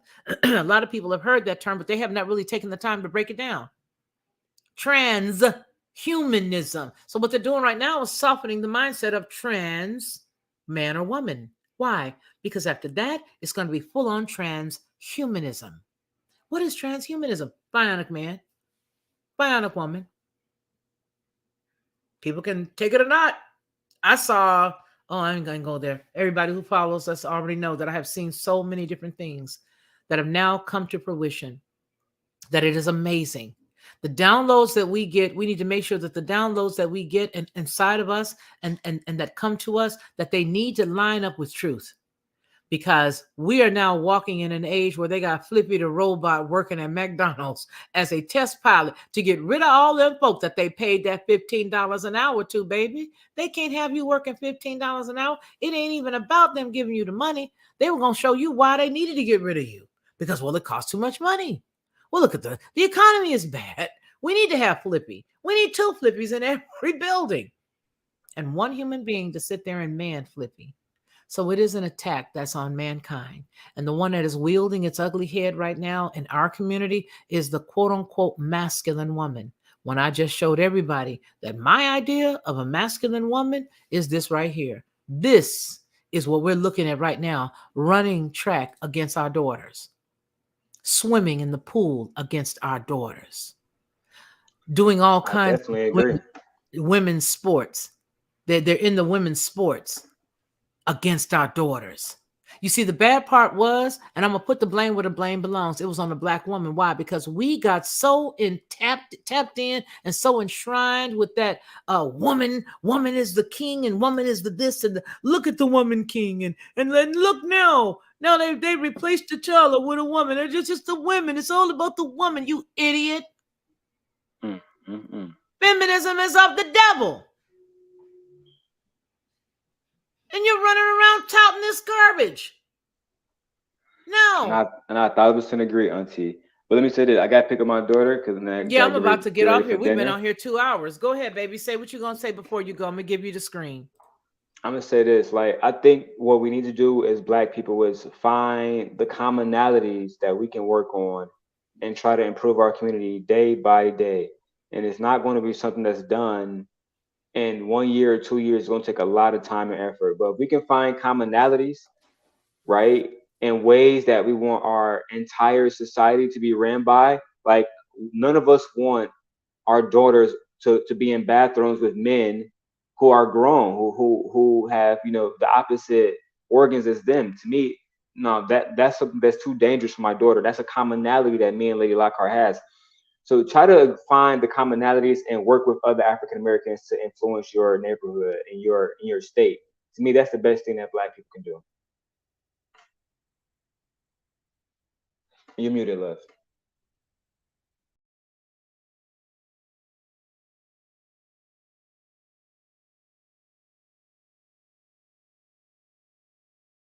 There we go. I appreciate you and appreciate everybody else who stopped by. We need to have these conversations, because if we don't have these conversations, then we're going to be lost. And we need to have these conversations. If you read and you're watching this, had a conversation with your niece, nephews, and those who look like you. If you are brown and you having this conversation, have that conversation with those that look just like you. If you happen to be fair skinned, have those you from Ireland, have those conversations with the people who look just like you. Because if we all begin to have these conversations, then we won't be the oh poor me. It won't be the poor me, oh, look at poor me. It won't be any of that. What it'll be is, this is what is truth. And that is that it is an attack on mankind. It's an attack on mankind. It is an attack on mankind. But each one of us love to feel sorry for ourselves. So we all like to get in a little bubble and think that it's just the Black man. Oh, it's just do it. No, stop it. Collectively, we need to take care of our own communities, like he just got through saying. Because what's happening right now is that you're seeing all kinds of trash go on, because the person who feels like they are the biggest victim will act the worst. Hence what we saw in Chicago. Hence we saw the dodo bird woman flipping the truck, dragging that man along with her. And then the idiot was sitting up there walking along with her, trying to soak up his wounds, right? There is no such thing as a woman who is, and I shouldn't say such thing. I would say that a woman who is masculine is what we just got to looking at. That was Vera DeMilo from that show, Living Color. But what I will say is, young Black men right now are being told that women who are assertive, who show strength and has stood for themselves, that they are considered masculine. And if you do not have a husband and you've gone through school, I'm going to keep saying this till the cows come home. You went to school, you graduated, you got a job, you didn't want to rent, you decided to buy a house, you needed a car, so you went ahead and you bought one. You're not masculine. You are fiscally responsible. You're not having multiple children laying up on the welfare, taking all of the HUD money. You're not doing any of those things. You're not dealing with Section 8. You're not taking all kind of cash stipends from the state. You're out here doing what you're supposed to do. Young man, if you meet a woman that's like that, and because she's got those things, you equate that with ignorance, then I just want to tell you right now, you need to go back and take 5th grade English. You need to learn. Go back and do your spelling words. Find out the definition of things, because she's not masculine. If you're dealing with a woman and she's treated you bad and she lured you in, and then she became somebody else in the end, you should have waited to see that person come out in the end instead of laying down with her, because you're dealing with a man-ipulator. She's man-ipulative, manipulative. She's not a man. She's not masculine. And I'm going to talk about this until the cows come home in my community, until we get it right, until we stop running around the street with these long old bats and all this long weave on our head, acting like a hyena. Until we stop acting like a hyena, running around the streets, running through stores, tearing up stuff, running through the streets, flipping that car like that chick did after she ran through everybody. And oh, I really want to talk about this teacher. That's right. Stop the convenient excuses. Excuses don't get you anywhere, R says. That's right. The convenient excuses. Hey, Mr. Leslie, I put your statement up earlier, but I want to say hi to you.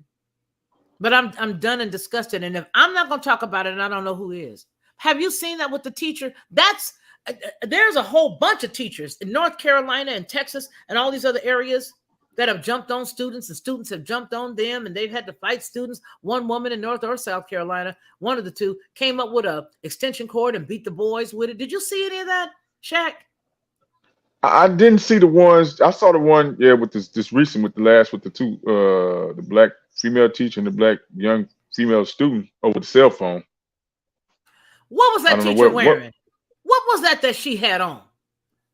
I don't know. It because it was dark. The video I seen was a dark. It was a little clear. I thought she had a dress You on or mean something. I don't you know. mean to tell me you didn't see all of those hams? Look like a big old Christmas ham in the kids' camera. I mean, it looked like two big gigantic hams smothered together. And that's another part of the issue. See, there were so many different points on that video that I saw with the teacher and the adult and the young girl that was having the fight. There were so many things that were wrong. So many things that were wrong. And there's something to be said about North Carolina right now because I'm getting so much news out of North Carolina. I want you to come back with me. I want you to come back with me because I want to talk about this situation that we just talked. You guys, Mr. Leslie, and all of you all may remember, we just got through talking about the woman from North Carolina when she went over the border to go get herself the BBL. And when she was over there, she and her 3 friends ended up being ambushed in the middle of a drug cartel situation, and she was kidnapped. It was 4 of them. 2 of them died, and 2 of them were kidnapped.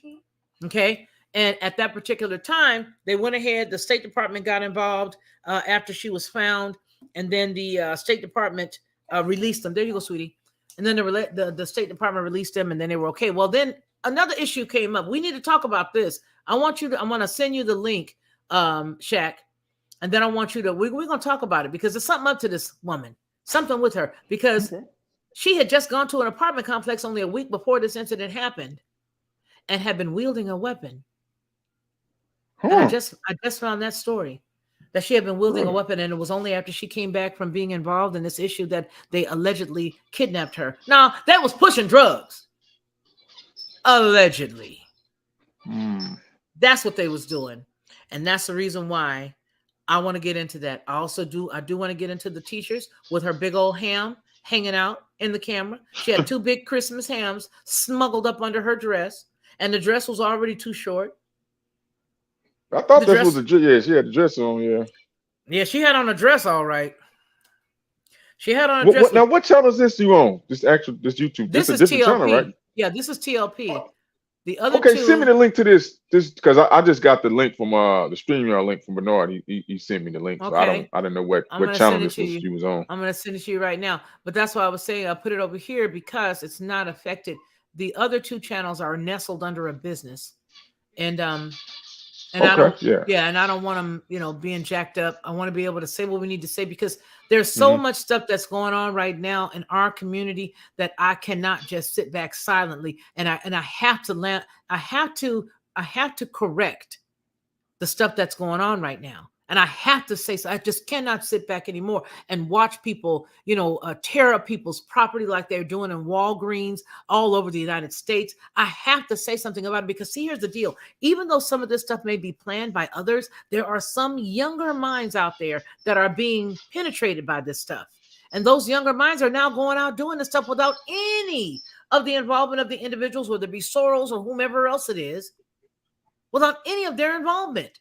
There are now people. They're going to be called casualties of war. They're going to be casualties of war, not the country. Yeah. That's it. That's it. Casualties of war.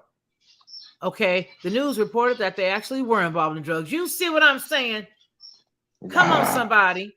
We knew that, though. I mean. Come on, Mr. Leslie. I just saw that the other day and I was looking at that stuff. I was like, yo, wait a minute. Because when I looked at her, in the clip, they had her with a bunch of blonde hair, which, we love to change our hair. I just put mine back to its normal color because I'm tired of putting the blonde in. But she had this blonde set of braids that were black at the base and that they were, but they were unkempt because something just didn't look right. Something didn't look right with her face. Something didn't look right when they showed her. She had a lot of tattoos up in here. There was something about her when we were even reading the story about how she was allegedly kidnapped, trying to go over there to have a tummy tuck, and she had one a couple of years before. You don't take 3 dudes with you to go get no tummy tuck. Now, if it's me and my girls and we're going to go over there and get a tummy tuck and it's right across the border, maybe. But you don't take 3 dudes with you and you're going to go get a tummy tuck. Then they come back talking about she was brandishing a weapon. And I'm going to talk about everything black folks do. So black folks get upset, they quit doing stupid stuff. And then get on TV talking, oh, I'm just so scared. Oh, I'm just so scared. You ain't scared. You're going to be scared. We need to stop the stuff that's going on in the community because people looking at all of us like we crazy. And I'm not sitting back being quiet no more. I'm going to call it out. It's a The lot one, coming out of North Carolina. You're right, because something about it. the Shakayla Robinson, she was from North Carolina. She was out of North Carolina too. Mm-hmm. I don't know what's up with And this. wait a minute, weren't we all saying? We were all just saying with Robinson that was a dude jumping on her. Oh, I think it was a few months ago. We were all on what show? Whose show were we on? Were we on Judge's show? But a lot of us were saying that's a dude. That is a dude that's whooping on her. The mannerisms, the way his feet was standing, and now it's gonna come up. The reason why they don't want to do it, a lot of it is because of X, Y, or Z. That was a dude. It's a lot. Did you know? I don't know if that was the dude on the actual tape because I didn't watch the tape. But Robinson's boyfriend went on one of the podcasts and he said, "Yeah, that's her best friend. Is pretty much rainbow guy. Was a rainbow guy. Now I don't know if it was a transgender, or, but I know it was definitely was a in the LGBT community, and he was cool with her going because he was an LGBT member. So and it was like kind of best friends, the best hanging buddies, And we're the only idiots that get all up in everybody's face and sort of welcome everybody. I'm gonna talk about that too. I'm tired of us being the only people that go around and welcome stuff. We need to knock it off. Our community needs to knock it off. All of the stuff that we're accepting and running with, we need to knock it off. We need to knock it off. You know why? And this is just my assessment, not to cut you. And I've been having these conversations with other people. Because we are the indigenous Aboriginal American Indians on this land. And in our minds, we don't know that. So we are homeless in our minds. So we want to gravitate and attach to something else that feel like it's home. You know what's so funny? It's a mindset, once again. You're right. And I have to agree with you on that. And the only reason why I agree with you on that, because you already know my heritage. Everybody who follows me already knows my heritage. They already know I got a Cree great-grandmama on my mama's side. And my mama's daddy is Cherokee. And then we already know on my paternal side that we ain't got nothing but Choctaw on that side. And that's all I've ever been taught about. I've not been taught about nothing else. And so I gravitate toward who I am. Period. I'm me. All right. I never heard any stories about people that came from Africa. And I'm not saying that there are not people that did not come by way of, Winston, Salem, or that did not come by way of, the Carolinas. I'm sure there are. I'm sure there are people that came through, the Virginia and Massachusetts that are from Africa. I'm sure there are. I'm just not. And that not all of us came from there. Not only that, they don't like us. I got sex trafficking values from the Robinson case. So did I. I want to talk to you, Oz. I need to have you come up here. But they don't like us. I don't know how many. Oregon Harvesting. I want to say that they could have. I got some theories just in my mind with that situation. They could go.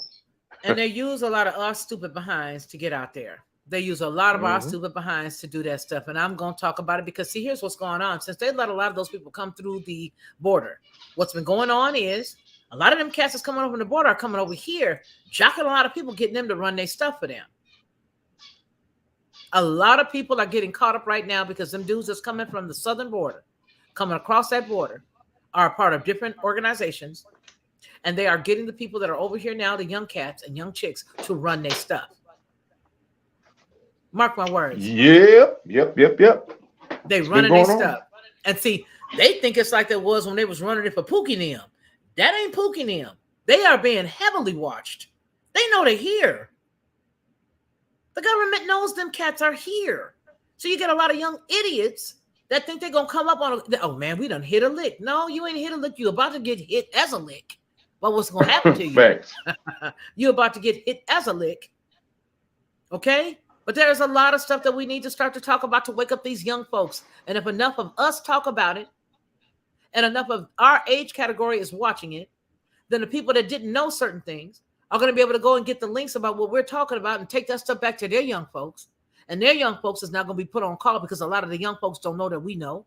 Okay? But I can't sit on the information that I got and not come here and talk about it because y'all need to go run and tell that. You need to get in your nephews and nieces' faces and say, we do understand how much fentanyl is coming over here. And we do understand how they're disguising it. And we do know that they are putting it in vape pens And we do know that they are putting it in the little necklaces that we used to use that was a candy necklace. We do understand that. We do understand what's going on with all these other different types of, we understand, and you all need to have them conversations, because if we shut up and we don't talk about it because we're afraid that somebody's going to do that, something to this channel and somebody's going to do something, our kids are going to perish. And I cannot not talk about it. I got to tell the truth. And we all got to tell the truth, because what's right here is exactly what's going on. What's right there, that is a big part of it. Now, I don't even know if this little story that we had the other day, I'm about to close down here, but did you see the story they had where they were talking about a young boy and a young girl at 18 years old was taken from the city that they lived in with their adopted parents and driven into Atlanta and had just been dumped off on their 18th birthday. I'm not sure if you guys have seen that story. It's a black boy and a black girl who are twins, who are obviously developmentally challenged. And in tandem with being challenged, they were left in Atlanta, allegedly, with only a few bucks in their pocket, not even 20 or 50 bucks, just money, just here. It's $5-6 each. Take your stuff. Happy birthday. Get out the van. And they dropped them off at a homeless shelter. We're going to talk about these things. We're going to talk about these things. We're going to talk about a lot of this stuff.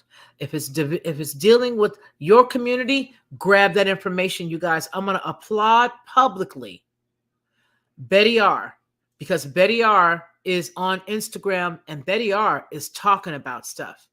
She's dealing with things that deal with the community that she's in. We have to do this, you guys.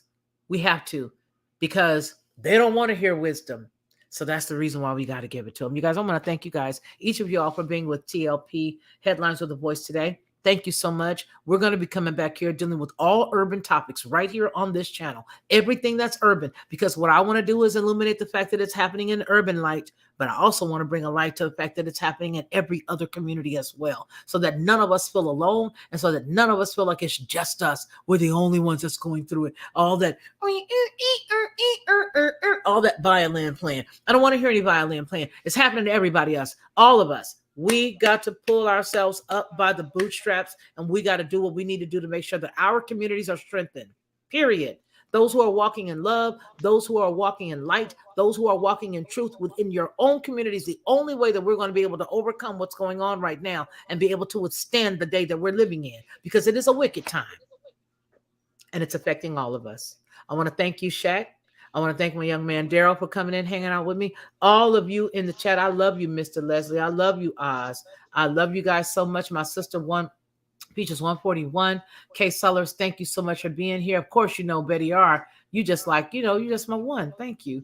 One Peaches 41 again. Thank you. And all of you guys who have given Anarchy Television, everybody who sent me cash apps today, blessings to you. Thank you, because this channel is not monetized. All right. So you guys be good. Take care of yourselves. Take care of yourself, Shaq. And I hope the next time we come on, I'm going to just go ahead and adopt you as my new co-host. Love you, brother.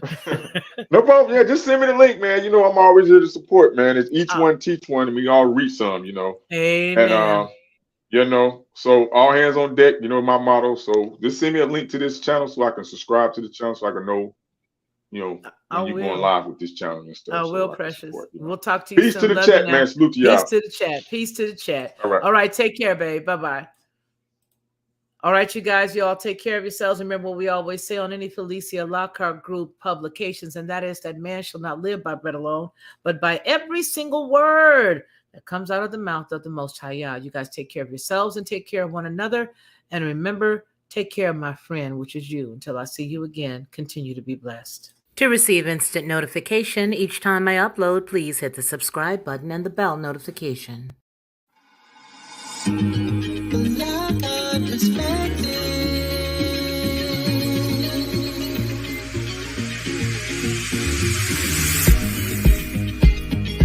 Helping you